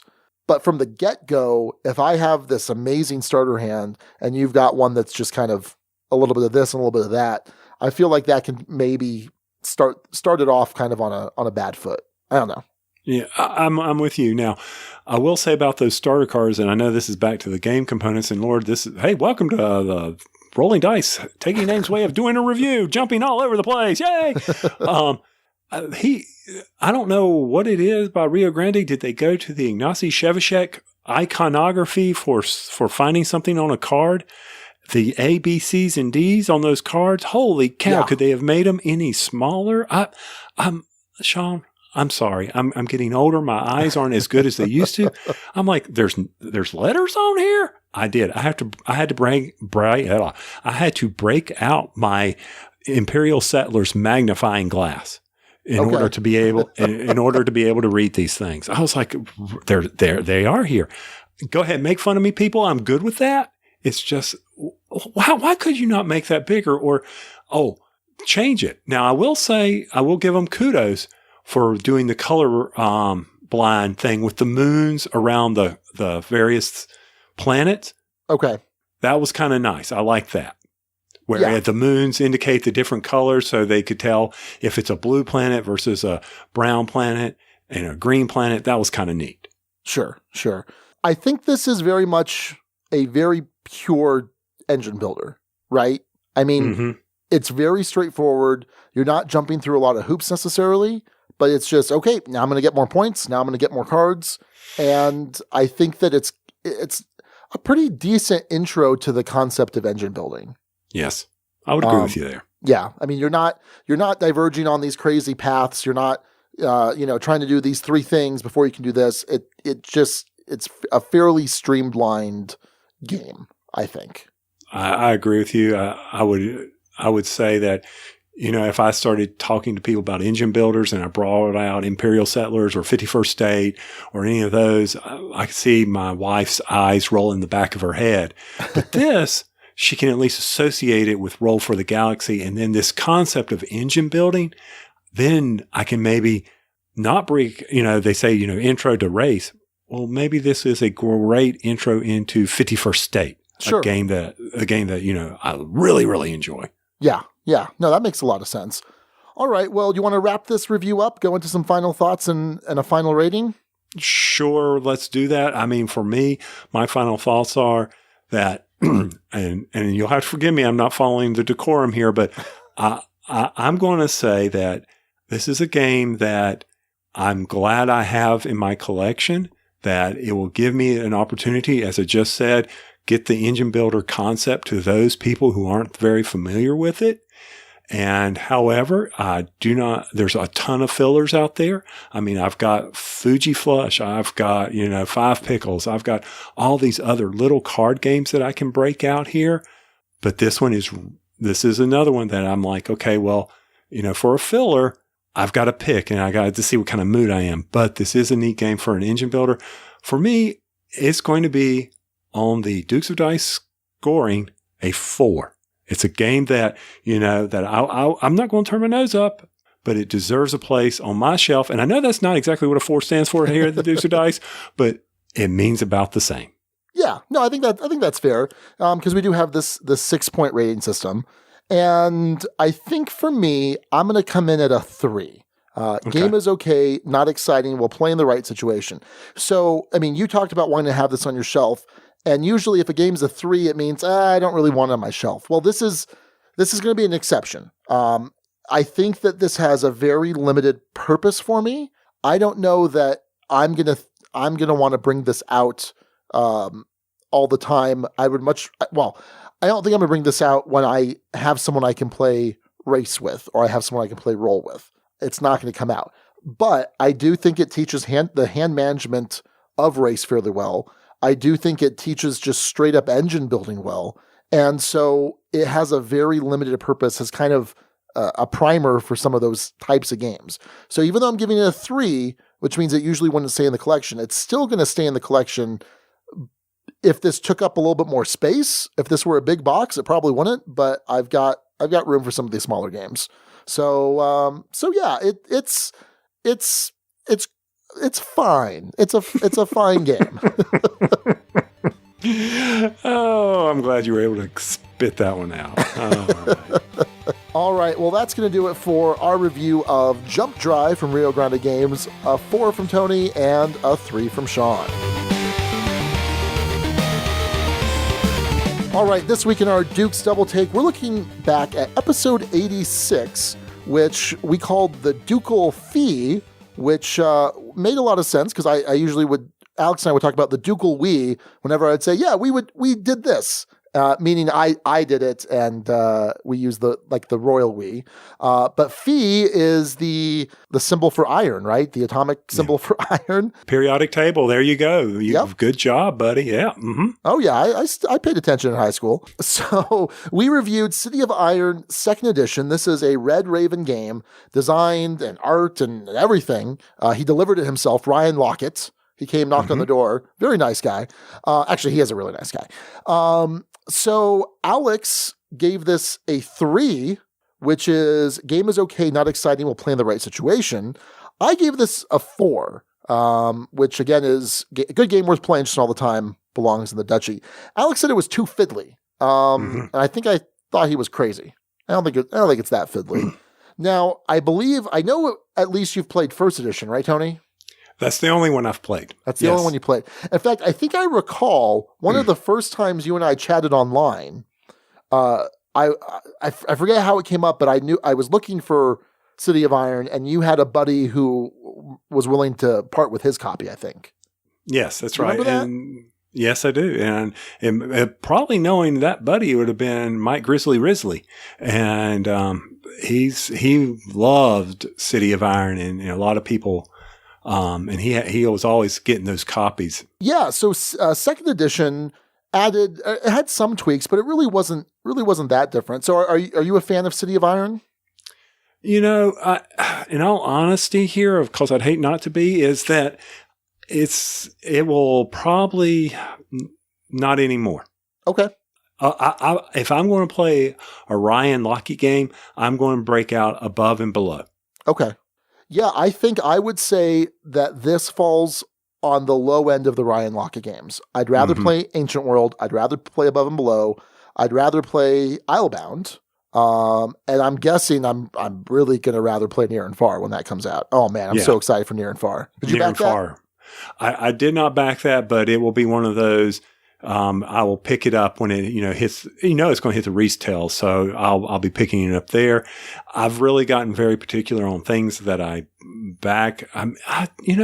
Sean, I don't need all that Kickstarter exclusive unless it's CMOD. Yep, that's my curse too. Yeah, I think there was a while back where I kind of realized, I don't need the exclusives. I don't need to get every promo, but for some reason, if it's CMON. Speaking of, I got my Rum and Bone Second Tide Squirrel. I got my Rum and Bone Second Tide extras. They just came in. And I saw Marty's. It's you got a lot, didn't you? I didn't remember this much. There were some add-ons that I got. Like, obviously there's all the Kickstarter exclusives.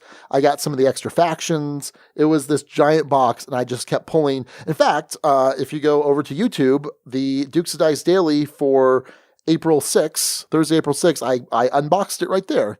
And, there was a lot of stuff and I was kind of I'm very overwhelmed right now by all the stuff that's there.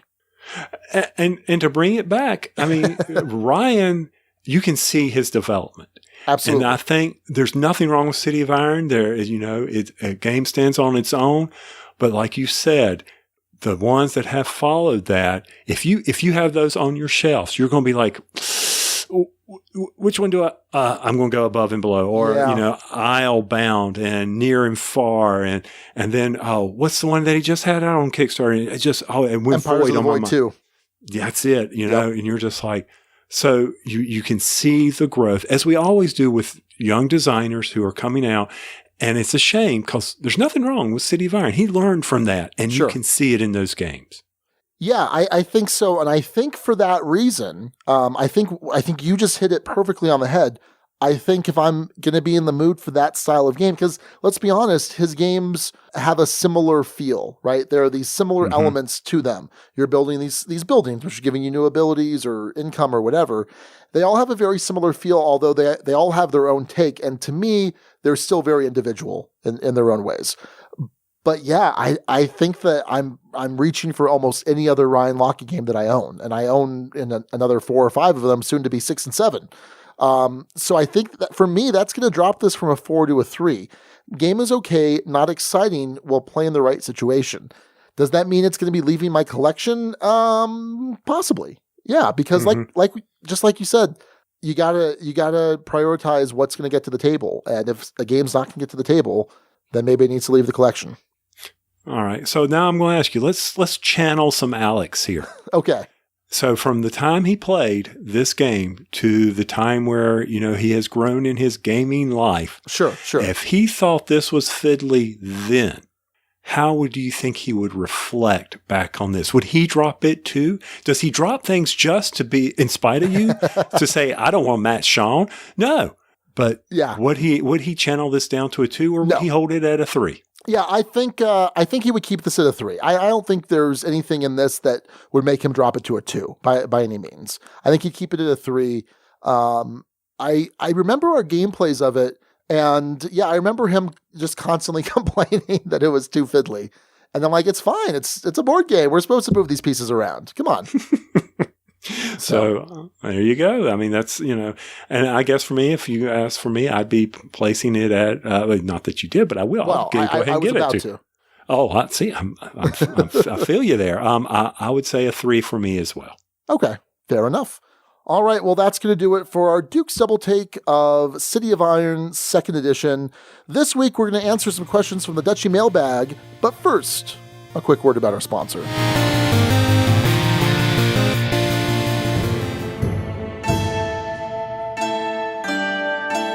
Friends, Romans, countrymen, lend me your ears. I come to tell you about Colosseum, Emperor's Edition. So I'll be honest, I did try and write an ad mimicking Mark Antony's speech in Shakespeare's Julius Caesar, but boy, iambic pentameter is really hard. So instead, let me just tell you about Colosseum. Tasty Minstrel Games has been fulfilling this Kickstarter edition, and it's available for pre-order currently. In it, you're running a Roman Colosseum trying to put on the best show to please the crowd, senators, and Caesar himself. It's got auctions, trading, and some set collection. This new edition has updated art and components with amazing gameplay to boot. Seriously, this game is really good.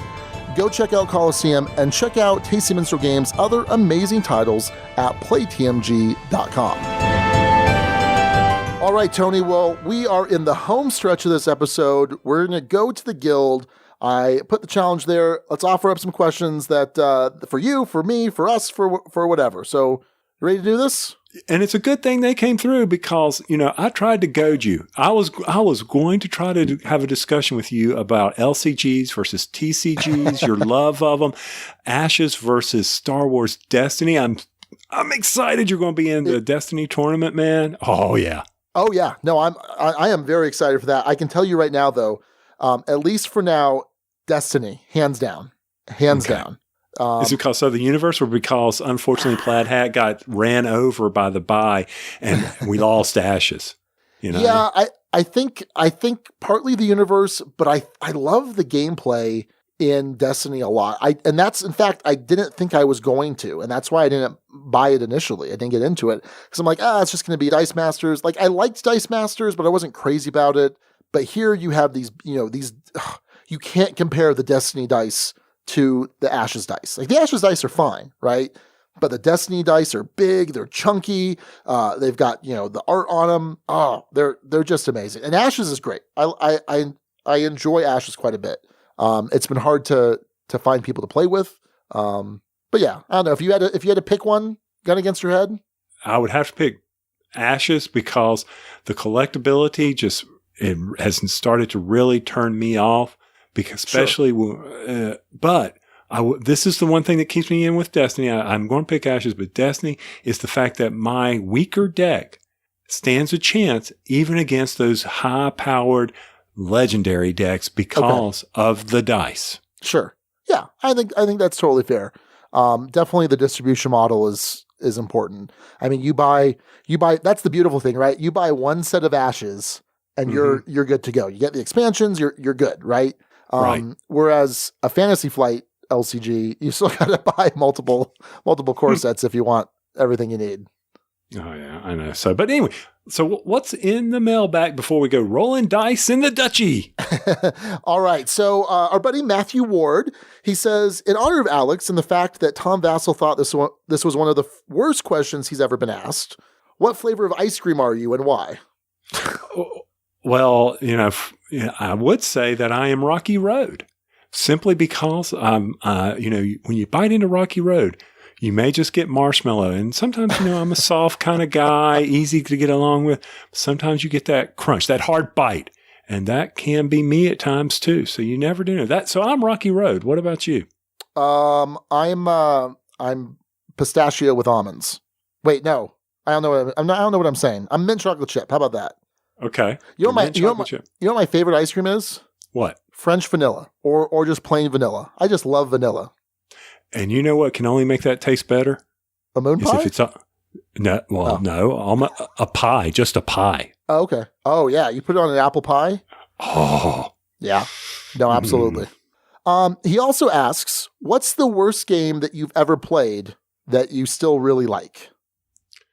Wow.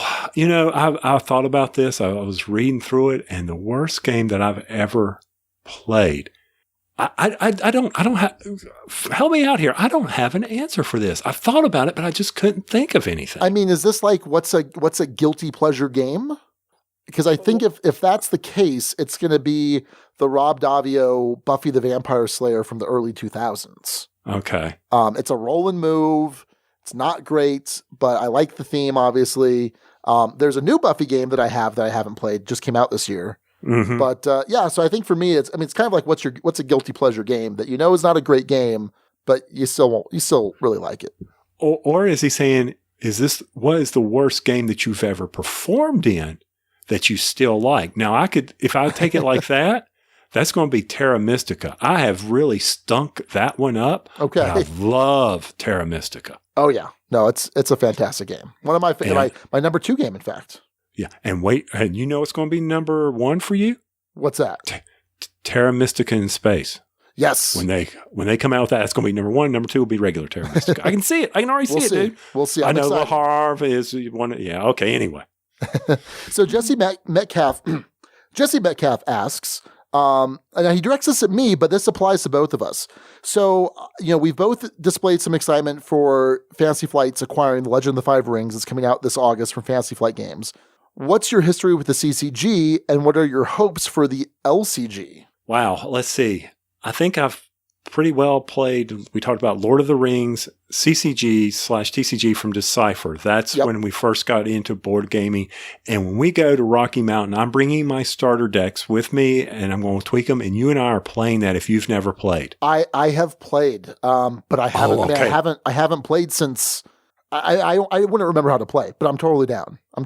I think I probably bought like 2 starters and then maybe like 15 boosters back in the day. That whole Twilight mechanism of to pay for cards and to give someone else, then that's the resource pool. Marty and I are still waiting on that to be just recreated in the multiplayer aspect of it. So that's what hooked us into this whole freaking hobby right then. Was that. What I loved about Decipher, right? So at the time, it seemed like everyone was just coming up with some kind of clone of Magic. But Decipher really came out with some really interesting, innovative systems with that and Next Generation, or Star Trek and Star Wars, too. Mm-hmm. Oh, yeah, Star Wars. Star Trek, I love it, yeah. So do you have any experience then with Legend of the Five Rings CCG? We played Legends of the Five Ring, but it was such a tough game to learn that we tried to teach ourselves. We just couldn't get into it. It was when I guess they kind of revamped it, and I forget what year that was. And we tried to get into it, but we didn't learn it well enough. And we didn't like it. It didn't grab us. And we were like, I tell you what, there's just so much more into, and we'll just put it aside. Yeah. So I started playing it back in 95, or 95, 96. Whenever it first came out, I had a Naga deck and I had a Lion deck, and I played against my buddy Mitch, and we played it for off and on for about a year. And then when I started law school, I said, I'm going to get back into L5R. So this was 2006, 2007, somewhere in there. And I played it quite a bit in Tucson while I was going to law school. And then I eventually sold off my collection to fund getting back into Magic. Because my problem with L5R as a collectible card game was it was really difficult to collect to build decks, because you have these different clans and there's so many different clans, so that the cards that you're getting, you're not getting enough of what you need. And so I'm really excited for this new LCG model for it. And I'm going whole hog into this thing. I am super excited for this, because this is, I think I like L5R better than Netrunner. What? Yeah, I really do. I had a lot of fun with this. I really do. See, that scares me. You scare me. I'm a little concerned, because we love Netrunner here. We love it. Hey, I love it. I played Netrunner back when it first came out. I picked up the new Android Netrunner when it came out in 2012. Mm-hmm. Huge fan. But L5R I think just barely edges it out. Yeah, we're going to be the first in lines there. Yeah. Mm-hmm. We're excited for it. We're looking forward to it. We'll try to get as much of the Arkham Horror LCG as we can in before L5R comes out, because we know that will soonly dominate our lives. And I just know that there's, $15 a month. Just go ahead, take it. Might as well go ahead and do a direct deposit. I know how it's going to be. Jesse also asks, what were some of the last RPGs that you played or GM'd? For me, like I mentioned earlier on the show, we're trying to get up Adventures of the Middle Earth. And the last one that I GM'd, we played Iron Kingdoms, War Machine Iron Kingdoms. Sure. And we were taking turns GMing.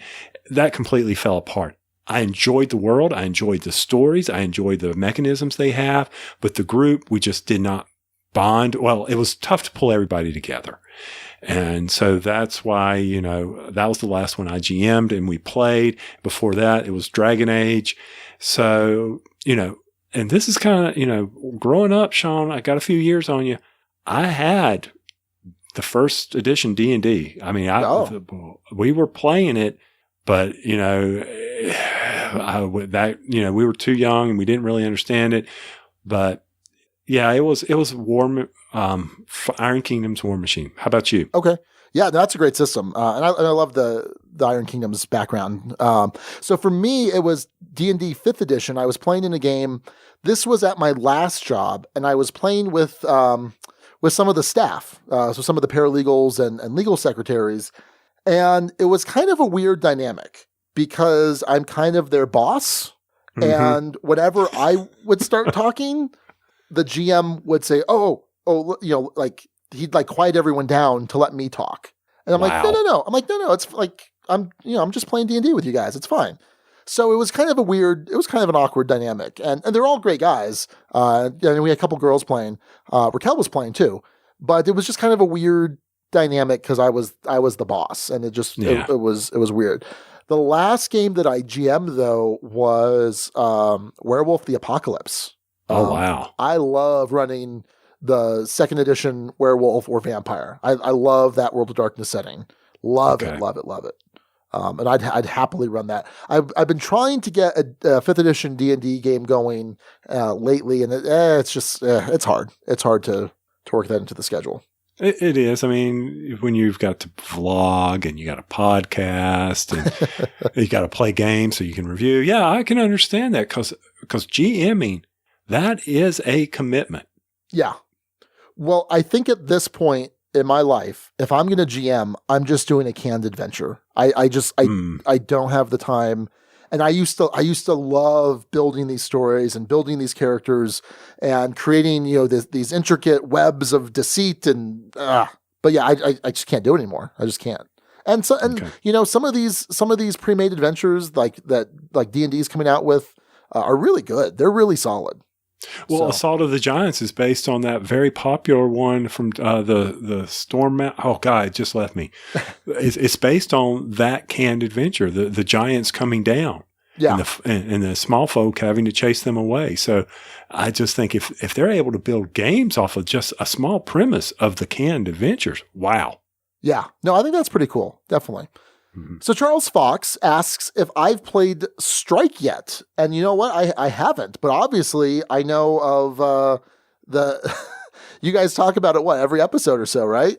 Well, we used to till somebody told us to stop. And it is, you can say it's dice in the bowl. You can say it's gladiators in the arena, but it is just pure fun. You will play it in Colorado. It will be in the suitcase. Let's do it. And it is just, now you want to talk about some good feeling dice, man. Oh, those things are just the right weight. So yeah, Strike, we joke, we kid about it, but it's a fun filler game that it's either going to be, you're going to really like it, or you're going to be like, this is stupid. Don't ever put this in front of me again. Fair enough. So Charles also asks, how is getting along with your co-host like getting along with your wife? And I think we can definitely both answer that. I'm curious to what you have to say. Okay, I'll go. Oh, yeah. So yeah, I mean, I Alex and I definitely squabble a lot like we're a married couple. Absolutely. No question. It's pretty funny. And usually it's me giving him crap for not getting enough new plays in, or just going to standbys like Baseball Highlights or Camel Up or Mysterium. I'm like, hey, get some new plays in. And so we'll kind of squabble back and forth. Or he's usually telling me to like wrap it up, like I'm talking too much. That's why all of the episodes have been longer since he's left, because I don't have someone telling me to. I'm not kidding. I don't have someone telling me to wrap it up. Like, okay, you're going too long. So, well, what about you and Marty? All right. So as I stated earlier, Marty and I have known each other for over 30 plus years. I have been married 25 years. So, and as you will experience, Sean, that when you get to know someone that long, you basically know what they're thinking and what they're feeling. Sure. Your best friends, your wife is your best friend. So along those lines, Marty and I, we're both very laid back. We're mellow. We have some disagreements about the show occasionally, like and this is probably one of our biggest ones. I hate the rules. I hate going over the rules. I would just rather, that's why we agreed on the 5-minute initiative in the show. Sure. Because it gave us no chance to sit there and belabor rules. We had to get in, tell you our thoughts, tell you what we liked, and get out. And that really works well. Because I'll be honest with you, when I watch reviews, I skip how to play. I go straight to the reviews of what people thought. Okay. Because I know based on how well they like other games and what I like, if they like it, I'm going to like it. That makes sense. Sure. Yeah. But just like a marriage, you've got to work with each other. You've got to communicate. And some of the things that and you talked to, about Alex, if you're not communicating well, like when you're doing a podcast you've got to bring that energy. And if one person is off, you can tell, and you've really got it. Okay, dude, you're not here. You're missing my jokes. You're missing my shots. And so you've got to be ready to go. And just like a marriage, you got to bring your A game. You got to communicate. So, it's fun. I'm so glad he started this. I really appreciate everything he does for the show. And, I couldn't have asked for a better co-host. And I felt for you when Alex left. I really did. Oh yeah. I mean, it's kind of like, you don't know what you're missing till it's gone type thing. And it's been great having, I've got an awesome group of friends here in Albuquerque that, they're here to help me with the podcast. We've got this Slack channel that we do where I'm like, okay, guys, I got to come up with a vlog. What am I talking about tonight? Sometimes they'll pull some information together for me. So it's amazing. I really appreciate everything that they do. I appreciate everyone like you that's come on to help me, every other week to do the podcast. And it's been awesome. It's been really cool. But definitely, it's like we said when he left, it was every week. We knew this was going to happen. Usually Saturday morning, we would get our plays in throughout the couple weeks before, but it was kind of our ritual. It was our weekly ritual. And so yeah, it's definitely we fight like a married couple, but yeah, I wouldn't have it any differently. I think absence makes the heart grow fonder. I will. Oh, go ahead. And I was going to say, like in a marriage, over time, my wife has come to accept that I'm going to be recording once every other week. And she understands once every other week, I will be going to play board games. But actually, by doing this, it has strengthened our marriage also from the standpoint of she's also now into the hobby, not as thick as I am, but sure. It will help us experience. And I can't wait for her to meet your significant other. This will be awesome. I'm super, super excited. So Mark Tattersall asks, do you ever feel that the number of games you have to play as podcasters is too great to sacrifice for the depth of gameplay you would have if you were regular gamers? Actually, I'm one of these people who I'm always going to go to what's the next new? I'm not an early adopter. I don't have to have the hot. I don't need the hot. But I'm not going to, I could not see myself like some people, and there's nothing wrong with this, who would, they kid about Tony Topper and his blood rage addiction. All right. Yeah. I could not do that.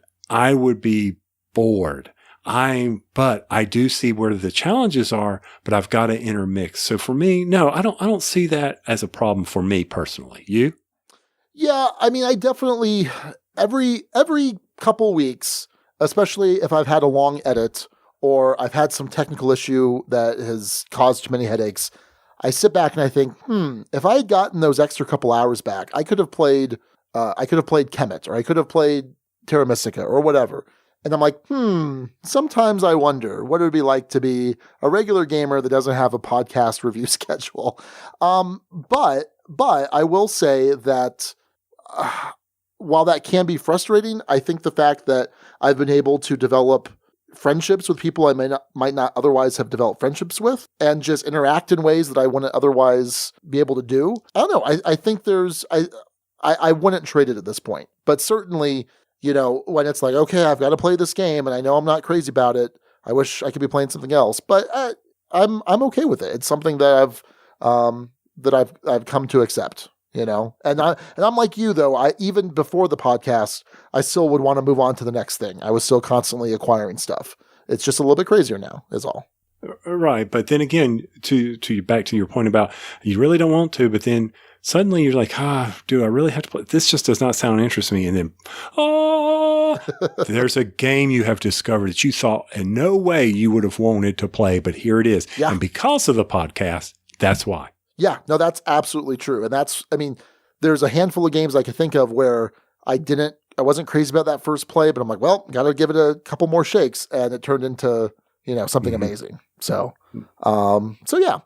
All right. Well, BJ from Board Game Gumbo, he asks, if you had been a guest on last week's podcast where we talked about our favorite board game apps, what would you have picked? So for me, one that I'm really enjoying is Potion Explosion. Oh, cool. That I'm loving the pass and play. My wife and I enjoy the board game, but so being able to play Potion Explosion I've really enjoyed that. Now I have an old iPad and I've really got to figure out what I'm going to do because it crashes. I can't get Mysterium to load. Taikato doesn't load on mine. So it's getting to the point now, I think, where I'm going, like a computer, it's 6 years old. It's time to upgrade, especially. But my wife's like, just to play apps? Yeah. Okay, that's a hard justification. And to answer his other question about has anything ruined, even though I joked with you earlier today, playing Ascension, pulling out the Ascension cards again, I've got over 400 plays of Ascension on my iPad. That I don't think I'd pull out the board game unless I'm teaching someone it and they're in my house. Other than that, I'm playing Ascension on the app. Yeah. Yeah, no, exactly. Absolutely. All right. Jeff Epner, who, by the way, puts together these awesome show notes that we're looking at right now. He asks, what Kickstarter are you most excited about? Preferably one you haven't received. I'm looking at my list of Kickstarters. And there's a lot. There's a lot. End of sentence. But there's a lot that I'm looking forward to. Food Truck Champion, I'm pretty excited for. And Import Export. Those are both similar to Glory to Rome.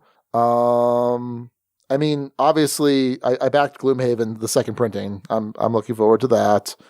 See how enthusiastic I sound? But I really am looking forward to it. Okay. Oh, see, now you've sold me on it because Marty's like, I backed Rising Sun. You need to back Gloomhaven. And I'm like, why?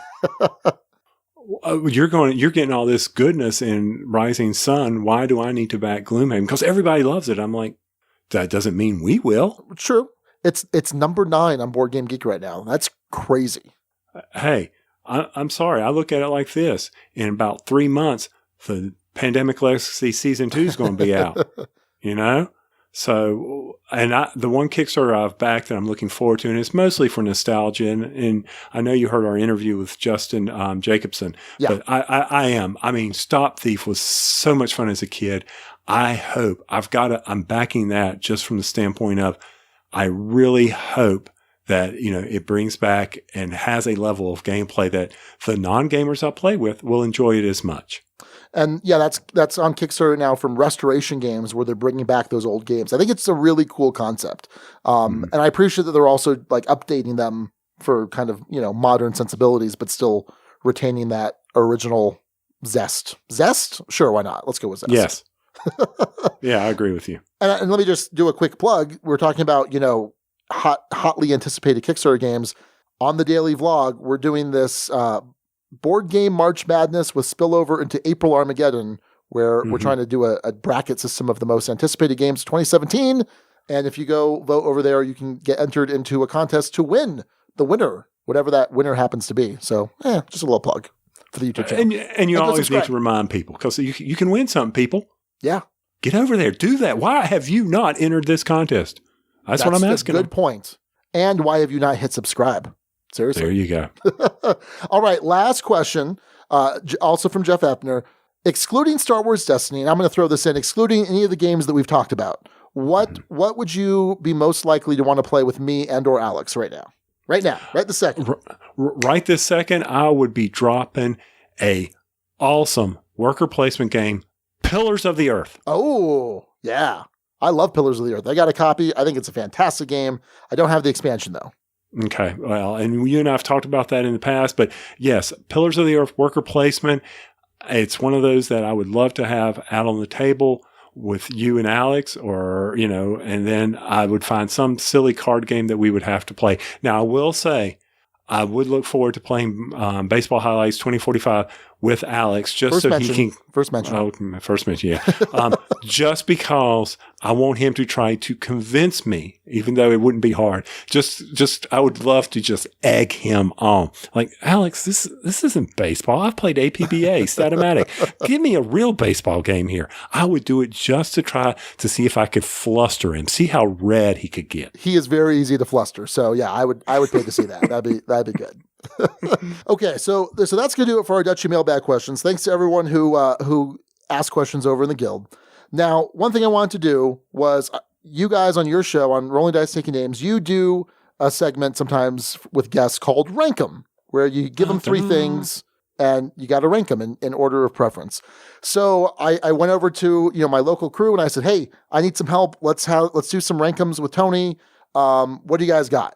And so Matt and Matthew from We Are Matt, which you can go find on dukesdice.com. They do these kind of quick, in-your-face reviews. They did Clank. They're doing Matryoshka. They've got Hanamakoji coming up. Go check that out. So they secretly, the two of them went off Slack, and they came up with their own questions. And Matthew came back. He's like, okay, well, Matt and I developed these questions. And we're all like, what, in secret with one another? You guys were workshopping these together? And so Matthew shared the link with us. I saw one of the rank-ems, right? Mm-hmm. I haven't seen all of them. So these are going to be a surprise to me as well. All right. So you ready for this? Oh, the last time someone brought rank 'em to me was Chaz Marlowe on Paradise, and we completely blew it. So this should be great. Okay. I got five. So number 1, Peeps, Jordan almonds, marshmallow eggs. It would go marshmallow eggs, almonds, and then Peeps. Marshmallow eggs only because they've got chocolate over them and they're very close to a moon pie. I have no idea what the almonds are, so they're going to have to go number 2 because of my complete and total blech for Peeps. I do not like Peeps. We are in 100% complete agreement. I the exact same order. I hate Peeps with a passion. Jordan almonds I had for the first time last year, actually. And they're, I don't know, they're like a candy-coated almond. It's fine. They're fine. Okay, so they're like chocolate-covered peanuts, but they're almonds?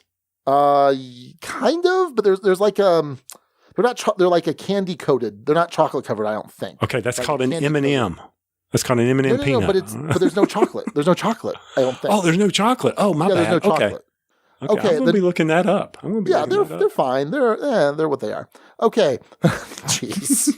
Like I said, I'm seeing these for the first time. Dora the Explorer, Caillou, or Barney. You're an empty nester. Do you know who any of these people are? Well, I love you. You love me. Da, da, da, da, da, da, da. My daughter grew up with Barney. Okay. I'm not sure. So it would have to go Barney, Dora, and then Caillou. I can't remember. I think I've seen that one, but I can't. It's not coming to me right now. But those are my 3, just based on the fact of the way my daughter saw them. Now, if he put Teletubbies in there, it'd be a different story. Different story. So, what about you? Okay, so it would be Barney, Dora, and Caillou. Barney, my younger brother, he's 12 years younger than me. He loved Barney, so so much Barney, but it was cute to watch him. And then my daughter, Chewy, she loves Barney, not so much anymore. In fact, we went to Universal Studios when we went to Dice Tower Con last year, and we went to the Barney live show, and she was just mesmerized. We have her on video, and she was just like, what? No, come on, really? And then, so Barney and then Dora, and we have video of her dancing with this big giant Dora at Universal Studios. She's so on Dora.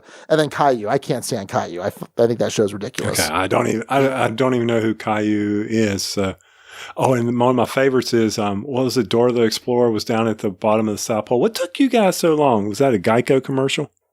I don't know. I just have Netflix. I have Netflix and I don't see commercials. Okay. All right.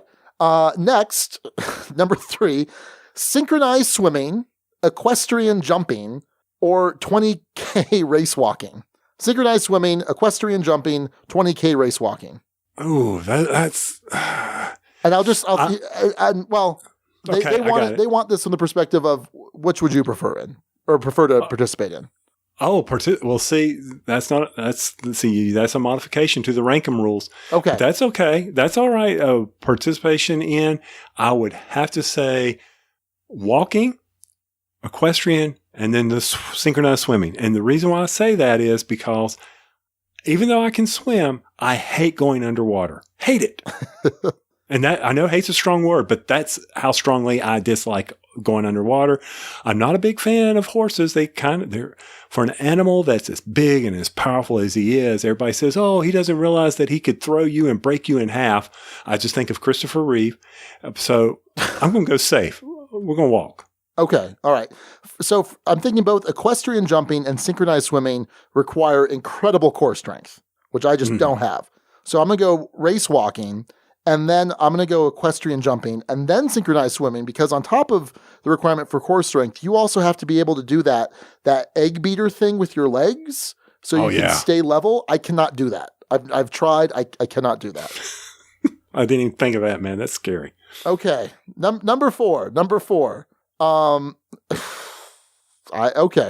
Brainy Bell, Militant Mirda, or Plucky Vanellope von Schweetz. Do you know who any of these are? They sound like cartoon villains, but I have no idea. I thought there was supposed to be a link to these to give. I don't know who any of these people are. Plucky von who? Plucky Vanellope von Schweetz. Okay. That's interesting. Well, you know what? Just so I don't have to hear you say that again, the way they're listed. Why? Because I don't know. I'm sorry to disappoint, but they've got me. They've stumped the Rankum. Apparently, I don't know. I give up. I give up on these. Okay. All right. We're moving on. Okay. Sailing by Christopher Cross, Danny's Song by Kenny Loggins, or I Keep Forgetting by Michael McDonald. Oh, we're going to have to go Sailing, and then Michael McDonald, and then what was the last one? Danny's Song by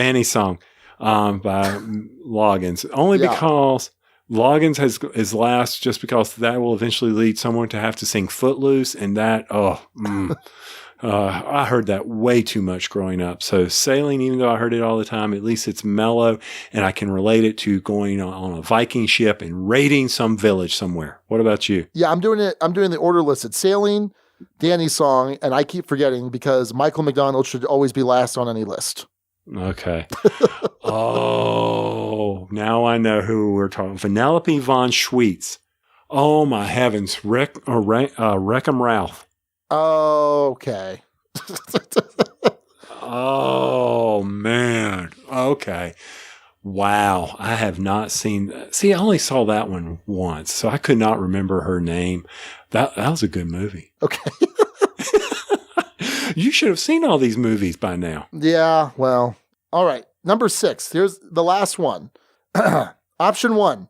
Beset by addiction and obsession of Gollum, eventually dying in a pit of fire clutching his precious, or public shaming and degradation of Grima Wormtongue, eventually murdering his master Saruman, or the diminishing of Saruman into impotent fragility, angrily taking out his failed ambitions on everyone else until his demise.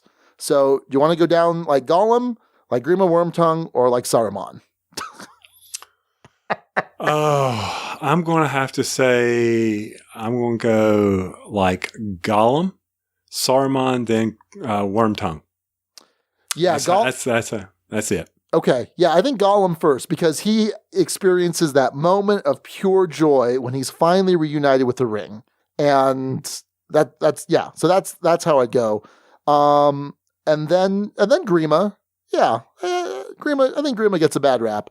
And then Saruman. I think, his is the most pathetic, I think. So, yeah. Gollum, Grima, and Saruman. There you go. Yeah, but because, when we think about it, I know we're supposed to keep these short, but Gollum actually goes from being the hated villain to really, if it wasn't for him, the eye would never have been destroyed. So he is technically the hero of the Lord of the Rings. That is some technicality you got there. I'm speaking to a lawyer. You should know all about them. I could, if he were on trial, I could get him off. I could do that. I could see that. I could see that. All right. Well, for better rankums, go check out Rolling Dice and Taking Names. Thank you, Matthew and Matt. Thank you, Wham, for helping us out there. Yeah, I appreciate. I always love it when we get some rankums. Those are some of our favorite things to do on the show, and it's always fun to hear how people put things together. Absolutely. Okay. All right. Well, let's get ready to wrap this up. But before we do, we need some naming episode runners up. There you go. All right. The first one we've got is from BJ from BG Gumbo. Wow, BJ from BJ Gumbo. That really tongue-ties a podcaster. White Man Can Jump Drive. Well, that's a classic Wesley Snipes, Woody Harrelson reference and how he ties it all in. Race for the Galaxy. And we'll just leave it at that. I mean, I'll think of that movie, and I really appreciate his tying into that. Next up, Jimmy DM90. He came up with Quantum McCreep. So kind of like Quantum Leap, which I guess has the sciencey element from Jump Drive, and obviously your last name. I don't think he's calling you a creep. I hope not, but they did in high school. They had a nickname for me for the creature, just because I was a pretty big boy in high school. So as in, height-wise and everything. So they called me the creature going down the hallway. But I don't think he was in my high school. No, that's I don't okay. think so. Well, we'll let it go. But did you watch Quantum Leap? Oh yeah. One of the worst endings ever for a television series. Next to, I don't know, pick another one. Battlestar Galactica. Battlestar Galactica, How I Met Your Mother. Yep, I agree with that. So anyway, but yes, I'm with you. Oh, I used to love Quantum Leap. Absolutely.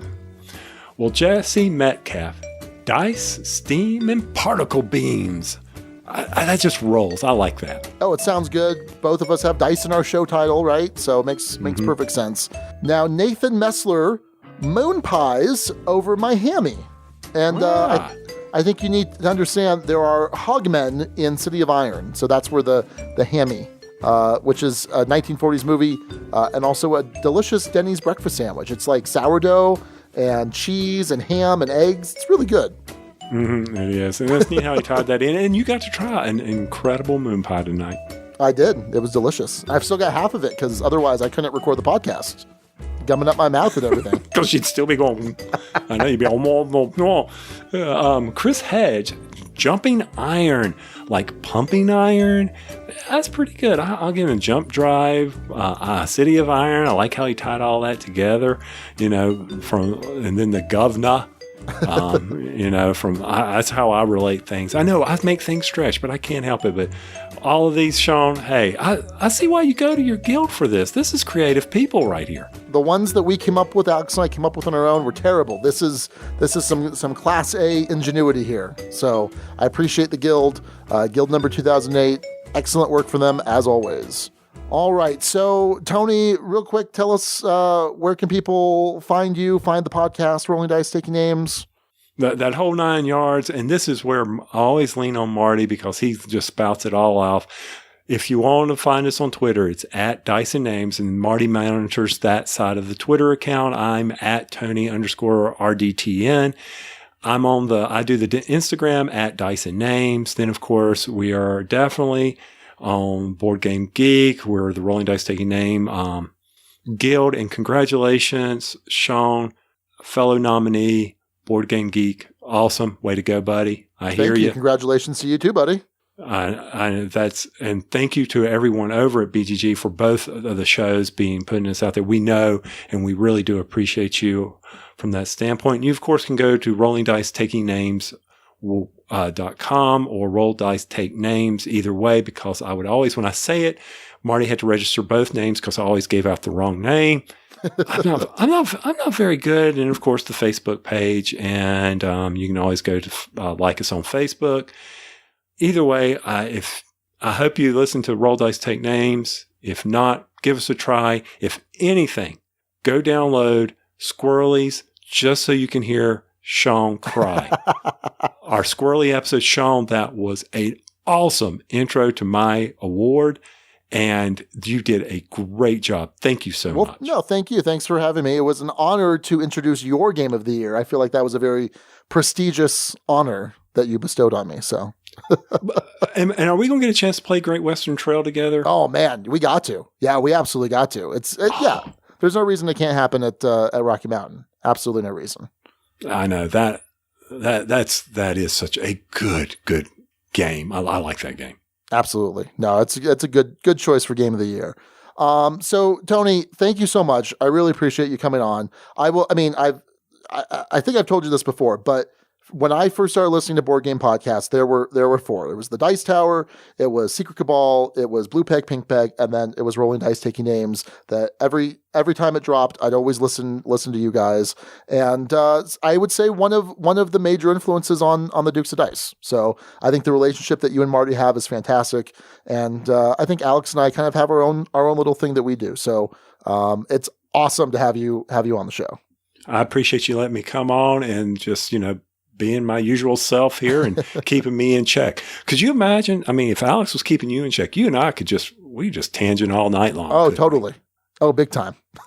Well, aside from enjoying coming on and having this opportunity, I want Alex back because you two have a great dynamic, great banter, and I know your fans are looking forward to it. So if the boy has not found himself yet, look in the mirror, dude. Take a selfie.